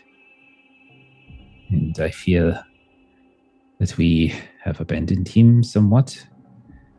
I also..." And he kind of looks over towards Will and towards Patrick, who I think were the loudest of this, not even considering the Iron Point stuff, right? It is interesting that they are so quick to dismiss him. I wonder if they would be so quick to dismiss if one of you were taken and not one of ours. The fact that I am even saying one of yours and one of ours is disheartening to me. For I thought we were working together. I thought we had become friends. But clearly, Yes. I am mistaken.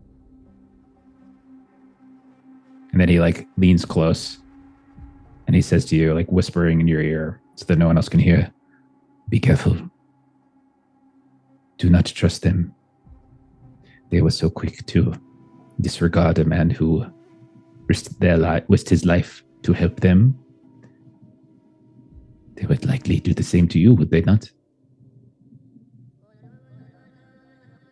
Shyma kind of continues to look down and sort of clenches her jaw, very clearly biting her tongue. And then he'll with his free hand, he'll reach out, he'll grab your good hand and give it a little squeeze. And then she'll flash a back, smile. just returning the gesture. Yeah. And he gives you this smile, but it's not a big, bright smile. It's kind of a resigned, somewhat sad smile. I hope to see you again. And then he lets go and he starts wandering away.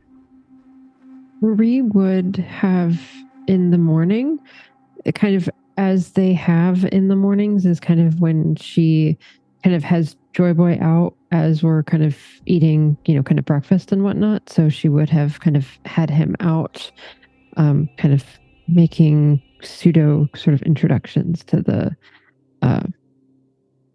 folks that we were kind of sharing breakfast with, and then kind of. Okay. I mean, they're familiar with cats. Maybe not this particular breed of cat, obviously, but they're familiar with cats. So getting him his kind of exercise in the morning. It's certainly met with curiosity. And definitely some of the children come out and they seem to be a little bit more receptive to you than previously. And so you can definitely see there's certainly people who will be very friendly and kind of playing with it and playing with Joy Boy, and some of them being a little bit timid, and you can hear the sounds of people making jokes and then rough laughter. One or two of the warriors kind of doing a with a spear or something in its way, and then there's laughter, ha ha ha. But ultimately, it doesn't seem to it's all good spirits. Okay. Keith, yeah, go ahead. Does spend some time with Jerome and Louis. Okay. Determining which would be the best way to send some communication back to Kearns. Whether there's really no option. That's something when you stepped away, we kind of talked about. You are very isolated. Okay. The only ways of international or even cross city communication that isn't just by someone going by foot would be relying on transportation infrastructure that the Italians control. So it'd be going to Mersa Fatma, getting on a trail line, something like that. So these are things that we kind of covered. Otherwise, it's sending someone back. You could conceivably send a message with one of these trade caravans, but they don't necessarily move in a direct and expedient line. They stop at various posts, so it's not going to you might even be able to beat them back there, because if you guys ever decide to take a straight line, you would bypass them. Yeah, I think what it more so would be something that she leaves here, and then if for some reason, we don't return, if either Louis or if they don't return either, Jerome could take back to that's her request, would take back to the base and give this to Kearns. But Jerome is going with you, though. He's the one. Yeah, he's going with us, but presumably, if none of us return, if someone else in the village would give it to the caravan, kind of thing, is her thoughts. What we'll say is that Ma'athai would take care of that if for some reason you do not return. Because if Jerome's going with you and you guys don't return, it's unlikely he would return, right? So yeah. So she'll promise to ensure in case something essentially happens to you. All it is it's a letter, 2 letters, one to her dad, because he's her key relationship, just kind of, playing up that this has been such a wonderful trip and she's having such a good time. And then one to Janet Winston Rogers, letting her know that there is not a ritual, and if she could schedule surgeries for Ravi and Kana to have their mouths removed. Okay. Or is it just Kana who has the mouth? Ravi didn't have one. Ravi right? doesn't. Ravi doesn't have one. No. Yeah. Ravi is kind of blind though. Yeah, Like, but that's more from age and malnutrition. Age, yeah. But than anything supernatural. Yeah. So just to let her know, like, there is no cure.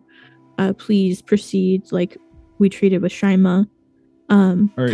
She's not explicitly stating. Are you intentionally like not giving the full truth of that? Because what they said was that there is a process for it. It's not just like a magical spell, but there's like a there are things that you can teach, and right? If it's we not find just heirs would know what it was. It's just that their elders have passed. Essentially, just like this massive lifestyle change that will take years to complete, right?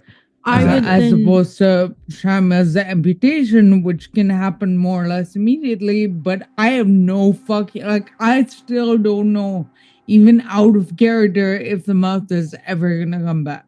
Yeah, right. I think then she would present the options that she could then present to Akana and see what she would prefer. I thought Akana wanted to return back to her family, so I thought maybe that was just Ashley jumping the gun. Right. Shyma had a similar intention at the start, which is to keep this thing away from people you love because you have no idea what it's capable of. Yeah. Right. So yeah, you'll lay out, as long as you're saying you're trying to provide her like the facts that you know that. Update. And you say that. Yeah. That's fine. Yeah. Yeah. Okay. No problem. Okay. So you all begin the trek. It is just another day of travel, so it's not necessarily something that's going to take too long. However, the region is much more difficult that you're traveling in now than when you first started your trek, right? So you're dealing with similar terrain that you've dealt with over the past 24 hours. You know that Cthulhu is kind of on the edge of some of this large craterous depression, this like Danica region. It's extremely hot, and more than like during the day as the sun comes up, and so you're feeling the heat probably even more than you felt up to this point. You're presumably taking some camels, which would make sense, and the travel itself is not. It's not lengthy from a mileage perspective, but just from a time perspective, because the travel itself is like difficult terrain, so to speak, right? Things take twice as long to go half as far. So what I would need from everybody, I want a ride test. Or if you're the type of person who is leading the camel instead of riding it, you can go ahead and give me an animal handling instead. So 5 either way. Yeah, it's up to you. It's so kind hard of like whatever it is you want to develop. I hurt my ankle. So part of me from an RP perspective thinks I should be riding, but my animal handling is so much better than my ride. Don't you have a decent ride? Like, don't you, like, didn't you grow up with horses and stuff? It's 25 ride and 60 animal handling. Oh, okay. So just better than us, not good. Not good. Yeah. Did anyone pass? I'm going to guess I crit failed. Is mine a crit fail? Because my target number is 5. No, I rolled a 91. It would be 96 or above. I passed because I went with animal handling and I rolled a 59 under 60. Okay. Oh, yeah. Everybody who regularly failed, which I think is Shyma, Bev, and Patrick, increase your heat stress level by 1. As the extra effort it takes you to can keep your camel under control. And not only that, but you have fewer eyes now.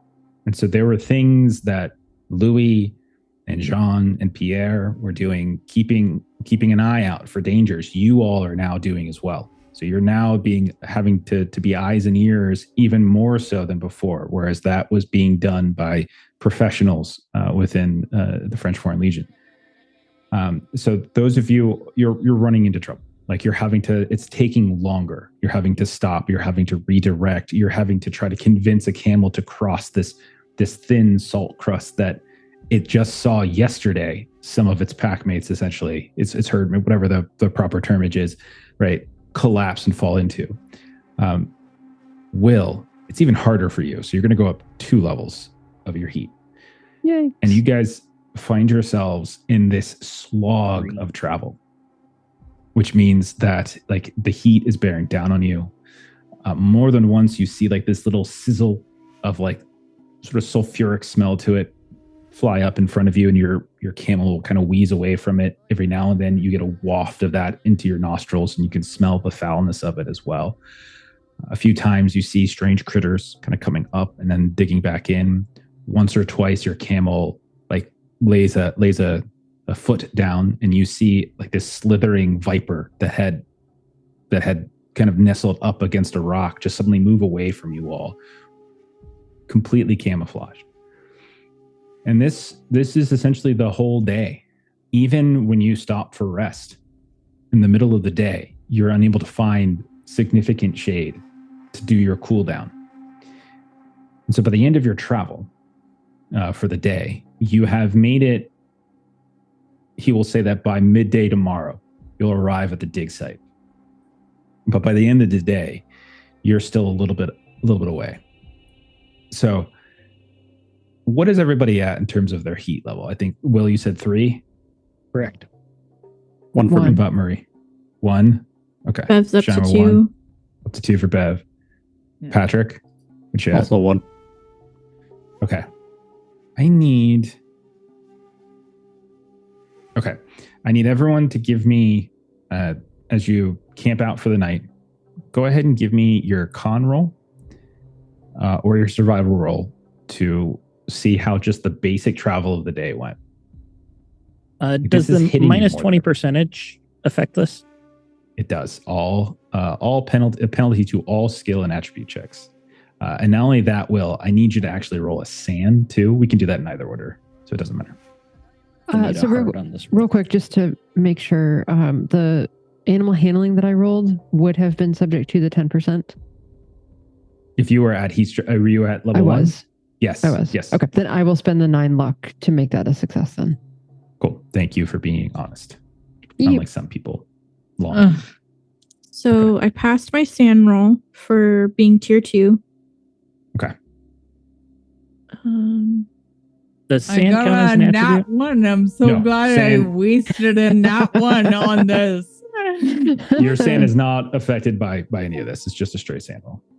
So I failed my survival, but I passed my sand. Okay. Excellent. I would like to take a boost because it's negative 20%. So with the boost, I'm shooting for 40 for con to hopefully pass. Audience boost. The fate of the universe. Yes. We can use audience boost on Can we? attribute rolls? Yeah. Thought attribute we and skill rolls, modify always. that to Oh, like okay. if you're under 50. You can do Yes. it. Yeah. You can do it if you like. If you can sleep at night with that. If you Yeah, I can. if you think it's cool to be You're in a damn right horror you game can, and actually. completely removing away threat. If you think that's a cool thing for a horror movie, for there not to be any There's threat. so much threat go in right this. ahead. I'm not worried. She's sleeping like a baby. All right, let's go around the horn. Will, you said you passed your sand test, so that's And essentially failed a my morale. survival. And you failed your survival, which means you increase even further. So your heat stress level actually goes up. You're starting to really, really feel it now.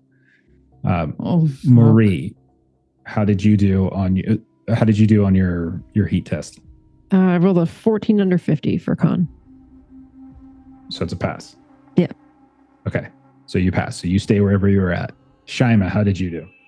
A not fucking 1. Very nice. Okay. So that means you stay where you're at. You're good to go. And I'm you so mad at that That's a one for waste. this. you could be like Will if you want right now. And then Bev, you said you passed your SAN roll, and how'd you do with your heat roll? Heat roll is 16 under 40, so I don't know if that's a hard success or It not. is. You're good. Okay, cool. It doesn't matter in terms of like the division, the tier. All you Well, need to do is because I just a thought base for pass. con it had to be a hard success. Oh Yeah. yeah. I'm sorry. I thought Yeah. you meant like. Gotcha. Thank you. Okay, and then Patrick, how did you do? 94 is a fail. Okay, so 94. it sounds like Will is advancing. It sounds like Patrick is advancing, but it does sound like Marie, Bev, and Shyma are not advancing further. Is that correct? Yeah, so I'm still Okay. at 2. Can Patrick spend luck to pass that? If Patrick You wants said he to rolled a spend? 94. I can't roll. I don't have enough to get Remember- down to hard. Oh, that's right, 'cause it's a down to hard. requirement. That's right. I forgot about that. When morning comes, Will, are you at 3 or 4? 4. Level 3 or 4. Okay. When morning comes, Will, go ahead and give me a contest. Actually, no, wait. Before you do that, when morning comes and you all are getting up and awaking, and the sun has not yet risen to the east, you probably all feel, to some degree, worse than you felt so far in the travel. Like the heat has really started to bake on you. You have fewer supplies than before, fewer camels than before. You've had more responsibilities during this caravan travel than you've had before. And so all of that is beginning to kind of weigh down a bit. But as you look around, you see like Will struggling somewhat. Maybe it's struggling to wake up. Maybe he just seems a little delirious. What do you think? What do you think, Stephen? How do you think Will's like essentially like this heavy bit of heat stroke is kind of hitting him? What do you think that looks like? I think it would just be the type of thing where like someone woke him up and he like moved a little bit and then just immediately fell back asleep. Like he just could not summon consciousness. And then he's just like in a daze. Like he's just struggling to be fully conscious. And so say all of you that are basically 2 or under, like you guys can function normally. You don't feel good. Like you certainly feel the heat, but like you're not necessarily like malfunctioning the way that Will is starting to malfunction. And so I would say anyone who wants to can see Will's behavior. Jerome, you can tell, seems to be more concerned with tending to the camels. And so he's taking like some of the water here and there, making sure they're being treated. But Will himself seems to be furthest along. How are people responding to this? How is morning looking for people then? Mr. Sawyer, were you imbibing last night? What has happened to you? Right? What? I'm just tired. Just tired. Well, we all are, but you seem especially so. Did you go for a saunter after we made camp? No, it's just it's so freaking hot. That's all. You okay? I'm fine. Okay. You don't need to yell at her for inquiring if you're okay. Just because you're in a bad mood doesn't mean you need to take it out on the rest of us. Whatever. Gonna move on. Okay. Beverly is also cranky, so that's why. Sure. You There's guys, a way that we could put some shade together or something, I don't think that we have enough. Is that what If you anything- think the problem is? It's just like sun? I mean, look at his face. He's like 3 shades more red than when we landed in Djibouti. Thought that was just how he was tanning. And she There's kind of Skin like peeling both from the scars, the stretching, and from the sunburn. She kind of just sort of unceremoniously shoves her own water canteen at you, Will. He'll take it and he'll drink some and hand it back, but it's a little bit too late at this point. Yeah. Okay. You all want to push forward? You have an option, if you wanted to not push forward, to erect some shade, to use your various tarps and things like that to give extra rest, which could potentially lower the heat level. But you could also just push forward and do that when you get to the site.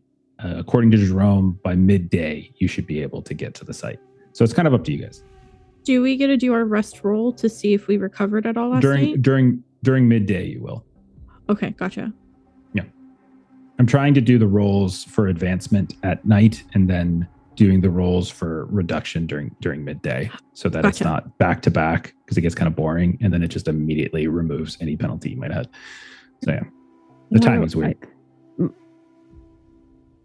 Miss Oberon, might it be wise? I don't believe that we can erect any type of shade while traveling, but it appears that Dr. Key and Mr. Sawyer are unwell. Perhaps we remain here for half a day so that if we encounter anything on the way, we are not this poorly off.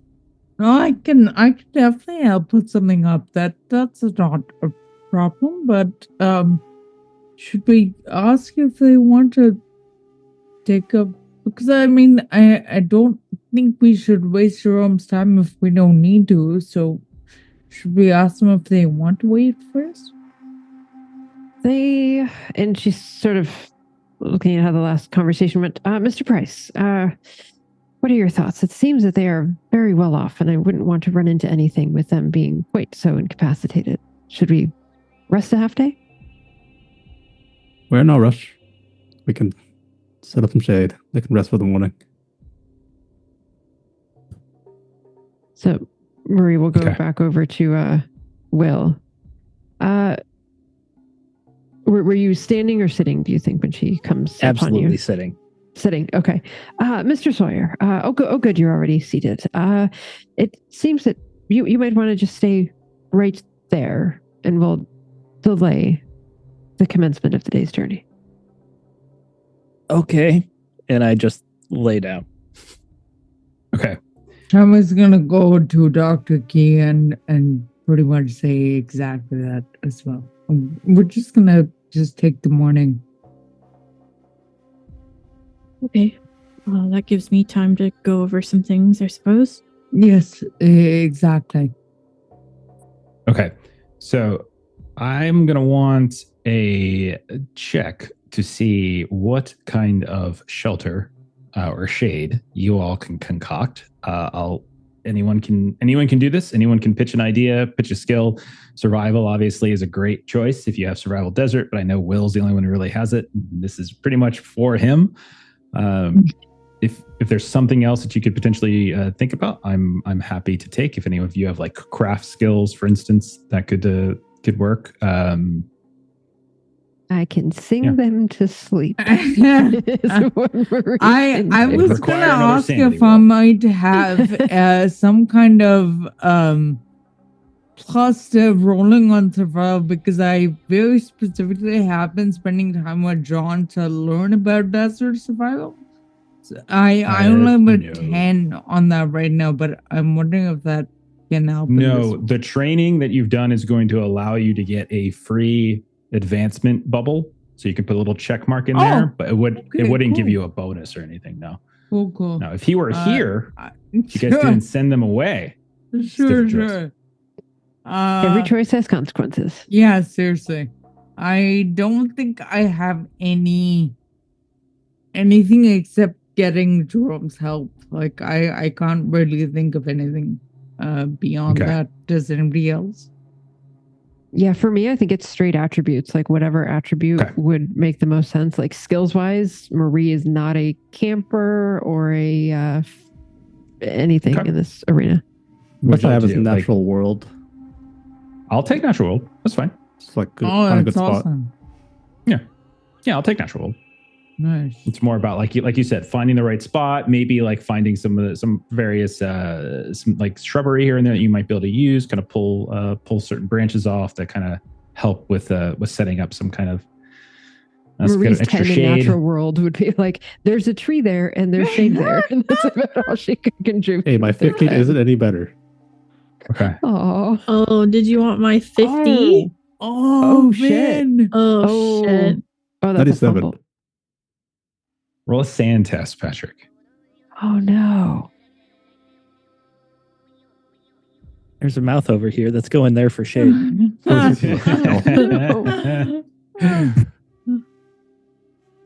How'd you do on your sand test? 46 is a fail. Okay. Oh, yeah. You give me a D10. Just a regular D10, not like a D100. Got a 7. 7. Okay. You start moving around in relative earshot of everybody. So it's not like anyone's going out of earshot, no one's going out of eye shots. You can see everybody. A gust of wind begins to stir.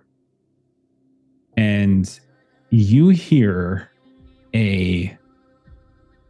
like a lullaby or a song.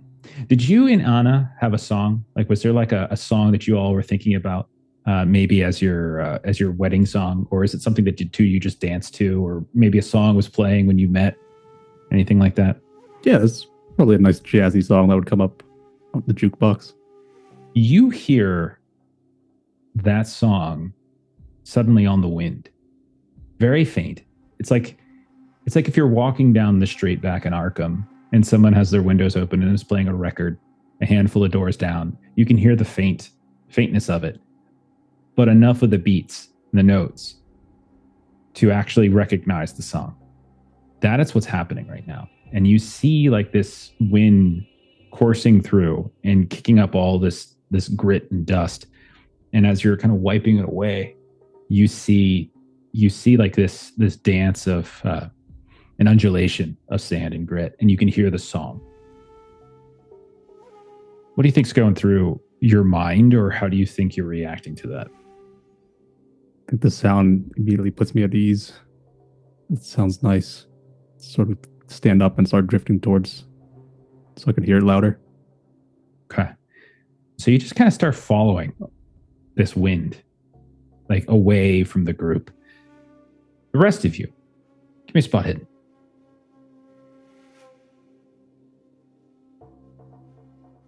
And mind your various penalties, because many of you are suffering. Actually, I think all of you are suffering something. So keep that in mind. I would have failed anyways, but it was a 69, so that's nice. Nice. Oh, okay. I read that backwards. I still passed. My goal was 41 though, or 44 instead of 64. Okay. I see successes from Shyma and Bev. I heard a fail from Will. How did Marie do? Double lollies on the dice. Critical fail?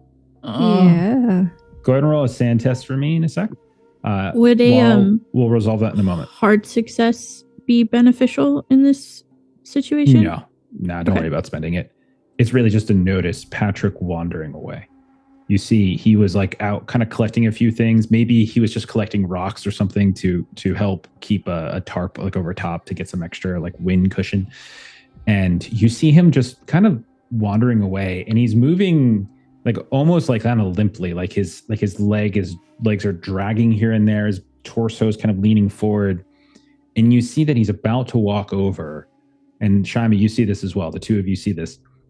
He's about to walk over this thin salt crust, like it's the very same thing that you saw. I told him that we can't walk over those. Those are dangerous. We have to avoid them, because I did that natural roll while we were traveling with the camels too late after. So Bev would kind of wave at Shyma, like Shyma is making the attempt to get to him because she is remembering the limpness that he had in Mexico when she had to like drag him around, and she is very worried that something physically similar might be happening in this moment. So without waiting for that, she's running. Okay. So Bev's just kind of shouting after you as you run. Sure. You're shouting and trying to get Patrick's attention. You're yelling at Shyma. Patrick doesn't respond. So Patrick's just in this like little daze chasing after the sound. Patrick, you didn't even hear them.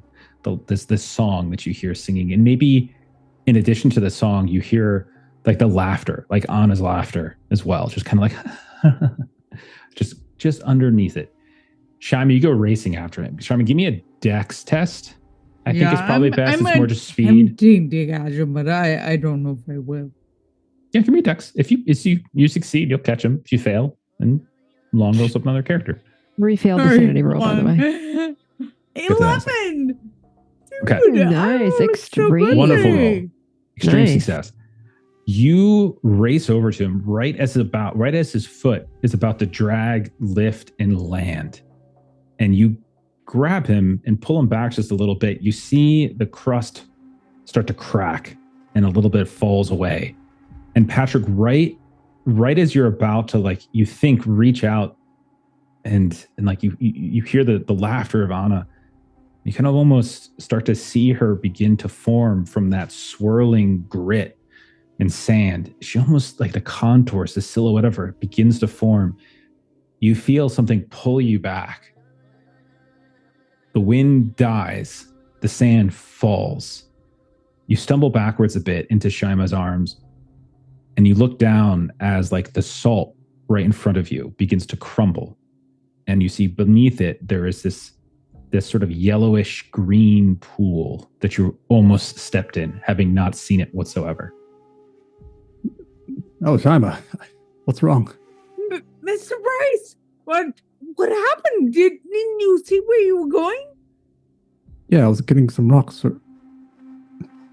Where are we? Something happened. Something happened to you, just like Mexico. I think it was just like Mexico. Like Mexico? What happened in Mexico? Don't you remember? You went limp. Well, I didn't go limp, did I? You almost did. And you are you okay? Are you okay? Yeah, I'm fine. Right? Are you fine? Now I'm fine. The others. Right. Let's get back to them.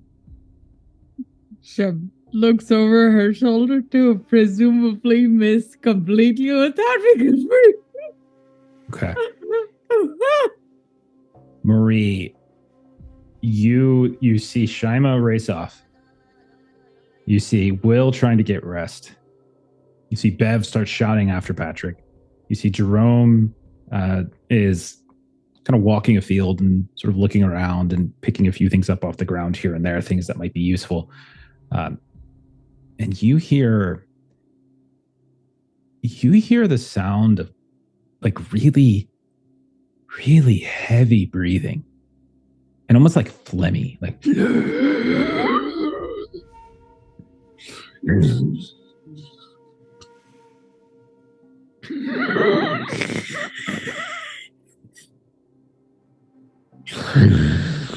We look side to side.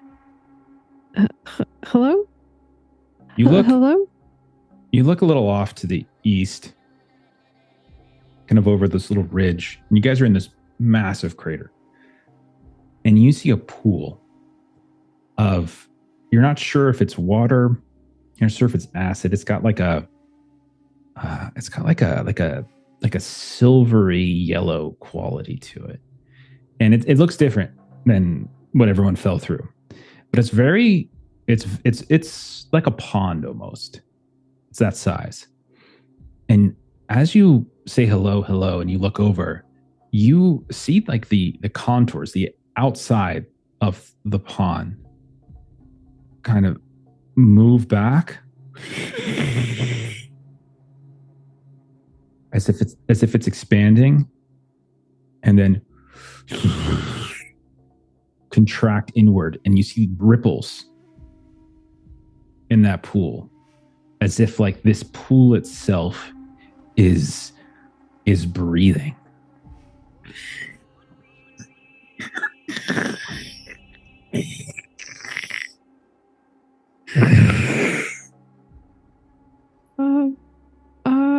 And Marie would be, I think, very frightened by this. And so she's going to kind of look at that and then look at Will just sort of like trying to rest. And she's going to like try to like grab him by the shoulders and like pull him and I away from that.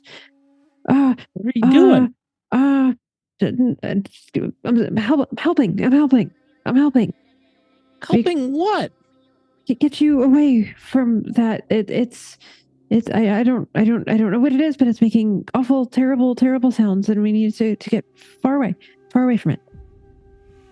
Do I have any idea what she's talking about? You look over and she's pointing at a pool of what you, with your survival desert, would know is probably very acidic, not drinkable water that seems to be pooling up from below. You can see that it's not particularly deep and it's drying away fairly rapidly, but that seems to be what she's pointing at. I would just like throw my shoulders. It's fine. I'm not going in there. Just leave me be. No, I know you weren't going in there, but it was coming out. It's making all sorts of noises, and it was going to come out and come after us. Maria, I think you're losing it. Right as you say that, you hear, and it erupts, and you see the water just lift into the sky and just rain down. The two of you can make dodge rolls. Oh no. Marie, why didn't you warn me? As this geyser erupts right next to you. Mind your penalties. Yeah. Okay, I'm going to grab an audience boost. So I'm rolling this at a straight 35. I don't have very good dodge, so. It's a fail for me. Without the penalties, I could have spent luck, but now I can't. Yeah, I also failed a 57 over 35. Both of you take 1 point of damage as a droplet or two fall on some open skin, and it feels like someone has just drizzled boiling, scalding water on you, and you just see your skin just start to burn, and you kind of wipe it off. It fades, just like the pain of a scalding droplet of water will fade. But you see this little red mark appear, and it doesn't fade. Looking out at the geyser, it just sort of exploded, and now it's just water over rock. I told you that was going to happen. Yeah. You predicted the geyser would explode. Yeah. Are we good now? You're ungrateful. That could have been so much worse if I hadn't dragged you away.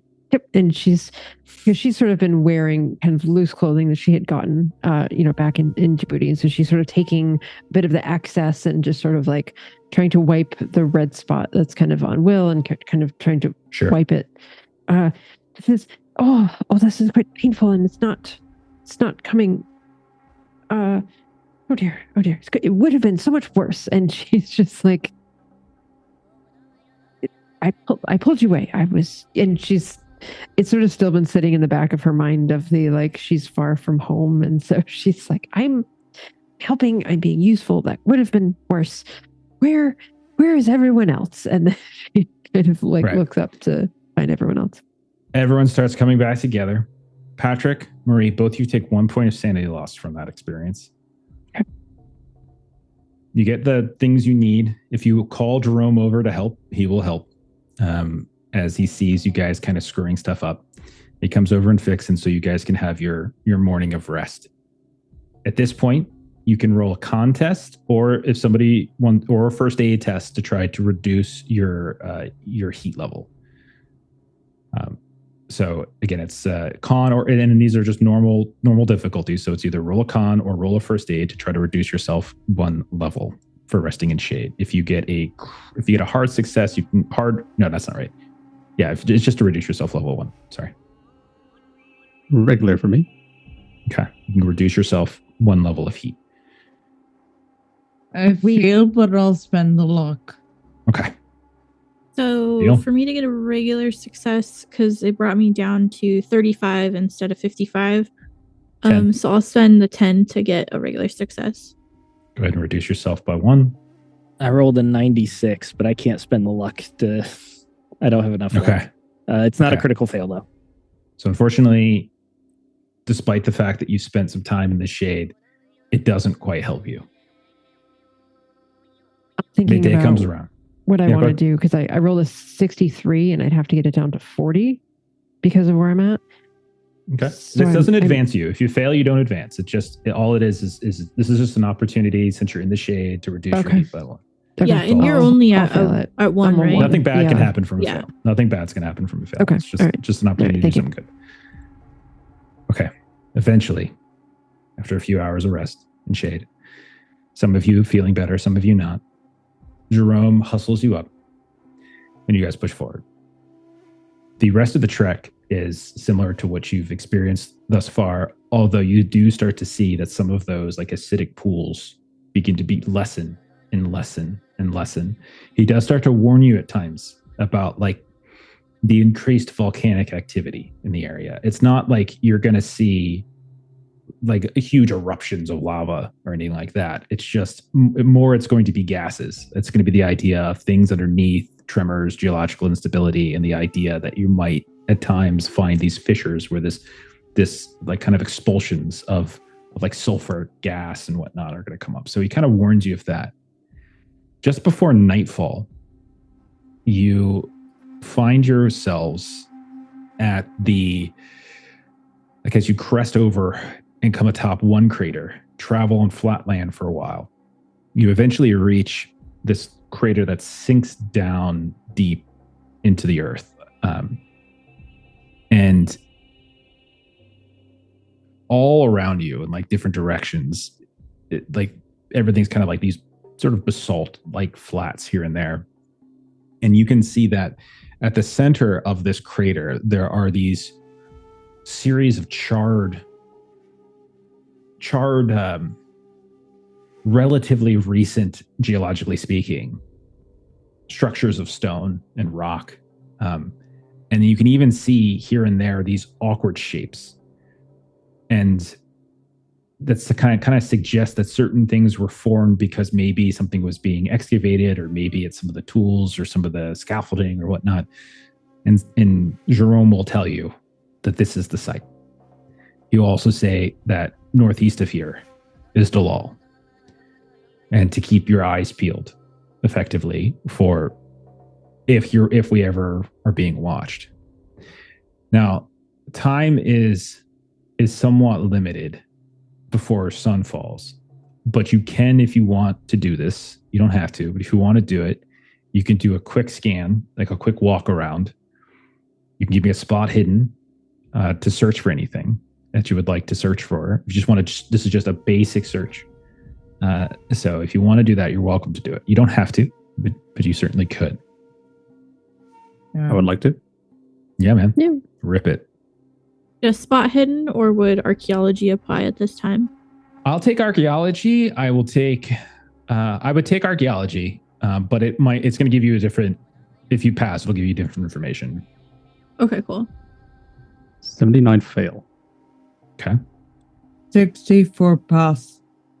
Pass from Shyma. 27 hard success. Hard success from Marie. Shyma and Marie doing good so far. I'll spend 83 this. complete fail. Okay. I'm spending 6 to pass the archaeology to get a little bit different information. Just a regular success. Okay. Oh, right. So- I need to spend 1 luck actually to get the hard still, because of That's the fine. penalty. So, Bev, what you would be able to tell from your basic understanding of how dig sites work, you would guess, looking at what is at the center of this crater, that they had, like, this entire radius is about, like, the entire radius of this crater has got to be like half a mile. But as you kind of crest up to up towards the ridge, you can kind of see bits and pieces of the same colored rock here and there forming. And so you would guess the eruption probably extended out beyond the crater itself. You would think that if you wanted to try to unearth this place to some degree, first, it would be unlikely that you would find anything in great condition. But secondly, it would take you days and days with a proper dig team. So we're talking like actual tools to excavate this. But considering the localization of the eruption and how it just kind of seems to almost just be right on top of it, you would guess that there was no time for anybody working on the site to have escaped. Like it was that instantaneous, just kind of how it's looking. You think it's possible there could be some fragments or remnants of this or that. Like every now and then you do find what looks like just sitting in some sediment here or there, what definitely looks like a fragment of a structure or like a tool that might be used at the site that you kind of pull up and dust off here and there as you're just doing a little walk around. So it's certainly possible, but you would feel that it would literally take days and days of digging with a proper team to even remotely get this sort of carved out. And you're fairly certain that there's probably not much beneath it, that it probably was destroyed in the initial explosion. Okay. Shyma and Marie, the two of you, as you move around, first, you do find once or twice, like kind of built into the side. I'll say, Shyma, you can find like built into the side of the crater. It almost looks like remains. You see bone here and there. So you can see scattered around in various places what definitely looks like like, I'm not sure if they're human remains or if they're animal remains, but they're definitely, you can tell that they're bone that's starting to protrude from some of that centralized explosive area where like the new volcanic rock is formed, and also some of the older sediment areas. But the ones in the older sediment looks like it was just sort of thrown at a distance, which kind of reinforces a little bit of what Bev said. More than likely, you're looking at remains of people who are working here. To dig them out would take days. Just fully search for other remains would probably take some days. But it is curious to you, Shyma, that some of them are even visible to begin with, as if maybe somebody has done this before. You've kind of done a similar thing and then kind of given it up. The last thing, Marie, with your hard success, you notice not something within the crater itself, but rather just outside the walls of this crater. You see a grouping of stones and rock that does not look natural. And as you get close, you realize like someone has created a cairn. It is not like they've literally pulled together a series of different stones and rocks found in the area. And it's fairly large. And you can see that there is a kind of a large semicircular capstone on top of it, like just sitting right on top of it. It's about, for you, it would almost be like chest high in terms of height, I would say. Okay. But you see this just outside the crater that the site is in. Marie would kind of call back to Patrick or Will. Could you, gentlemen, give me a hand with this? I don't believe that I can move this on my own, but I think Will might be able to. I didn't even notice it till he pointed it out. Quite intriguing. This is newly put together compared to everything else here, and I'm very curious what we could see after this is moved. Okay. So, Will, Patrick, is the two of you, are you responding, Will? Are you helping even in your state? Will would probably just try to find a spot in the shade. He did really badly at his roll. I think he would be looking more to rest. Okay. So maybe Patrick comes to help. And as like Patrick, you kind of lean to one side, maybe Marie, you go to the other. And that's when you stop, because you notice that on the top of this stone, there are words that have been carved, and both of you completely understand the words because it's written in English. And I've shared with you all a handout which shows a picture of what you see. There are 3 phrases that that have been written in sort of different sections of this semicircled stone. And one of them says, "For my lusts, no penance is enough." The second one says, "Renounce now all flesh and shut my mouth." And the third one says, "I pass now into the dream-scourged halls of Olathwach." And that's where we're going to go ahead and end for tonight, and we will pick up on that next time. Okay? Oh my gosh. Question. No. I said we were ending for tonight. Quick question. Who is Olathwach? I figured you would probably ask that question, which is why I hurried and said on the cool little, we'll pick up on the next week. Got my clipping right there. Google it if you want. Cool. It's a real thing. Yeah. Okay. Where he's like standing on tippy toes. No, looking I didn't at it. say, "Hey, Google, you stupid phone." Sorry. But you can Google it if you want. Or, DuckDuckGo it or some other search engine. It's totally fine. But okay. Yes. Or here's the, go to your local library or log into your local library's search database, because if you don't have a library card, you better go get a library card is what we're saying. Actually. Support your local library. Yeah. Actually, how many people here have a library card? Raise your hand. Raising hand. Yep. Steven, Raising hand. What moved to the California. hell? Steven and The Long. worst. I had one in Indiana and I The used it all the worst. time. What am I supposed to do with a library card? I You were go to supposed to- library. dude.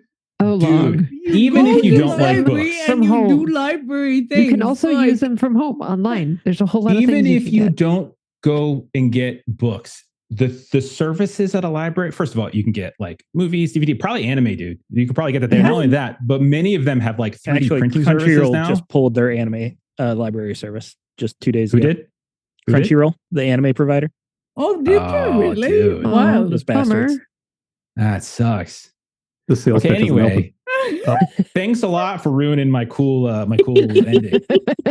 Essentially, Well, that's what has happened here. actually, Stephen to the rescue of this Actually, band.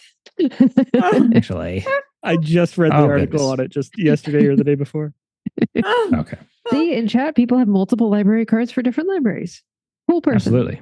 Cool I mean, I person. work on a college campus, so it's very easy to access my library. But I do our college campus is right next to the public library for our city, and so Yeah. it's easy and I often go down there to see if books that we don't have on our campus library I can put on The reserve there Toronto for my Public students. Library, Ontario libraries, those are so amazing. They're really, really amazing. We have a lot love of a good cities library. around, and I have multiple Yeah, me too. libraries for multiple cities. You can actually borrow from some of the libraries. You can actually borrow cookware, of all things, because a lot of people in Toronto live in shoe boxes, and you don't have any real estate to store big kitchen things, so you can just That's so borrow cool. cake pans from the library for a couple days and that kind of thing. It's so That's cool. amazing. Yeah. Support your So local anyhow. librry. Didn't realize that's where we were I don't know what going the hell in just this episode, happened, but here we are. but that's We're where very I'm totally cool with passionate. this message. Yeah. Anyhow, let's go ahead. Let's do some closing plugs. So as per usual, let us go ahead and turn to Stephen, shun him completely, Yeah, and look shut down up. to Maitreyi. Maitreyi, where can we find you on the internet?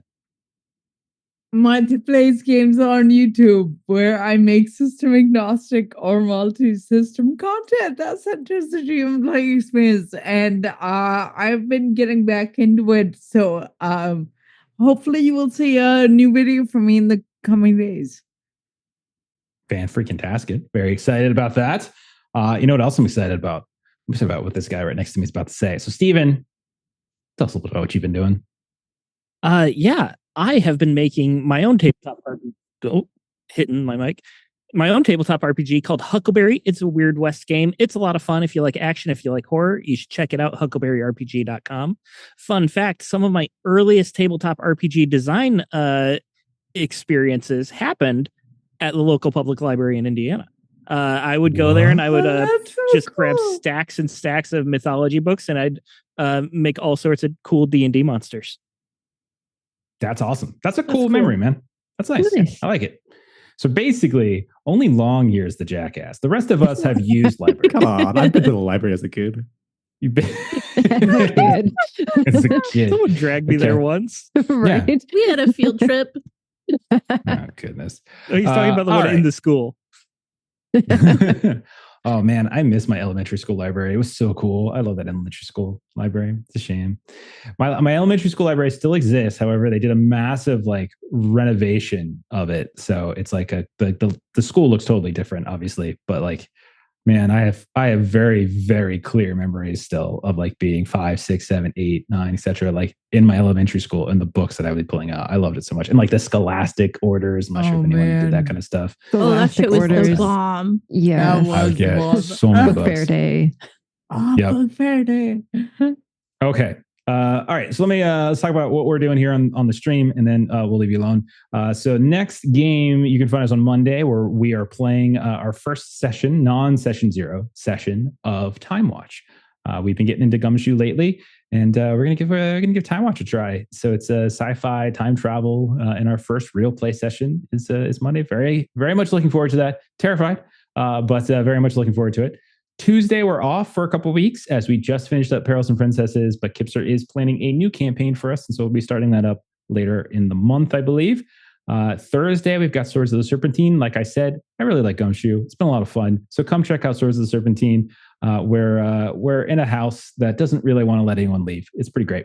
And Friday next week, we got Dragonbane. And that's what we got. Also check out the YouTube page, Adventures in Lollygagging. You can find all of our games, both current and past, including like Magnus Archives and what else have you run, Steven? Forbidden Lands and Star Trek. Someone's been watching our Star Trek lately and saying really nice things. So it's awesome. The best thing about those things is that the nice things begin with talking about me and then includes other people first. After that. Those are my favorite kind. Nice to everybody, but starts with me. Okay. Thanks, Anyhow. everyone. Now we're gonna go ahead and raid somebody. Let's raid Dead Aussie Gamer. Let's They're playing just like wrap this shit up. what? No. Oh, No. okay. No, Well. that's not what I was saying at all. I was thanking everyone Go for the ahead kind and- comments. I'm gonna go ahead and raid Dead Aussie Gamer because they're playing Pathfinder. Everybody else have a really, really good weekend. Go to your library. We'll see y'all later. I would say you do.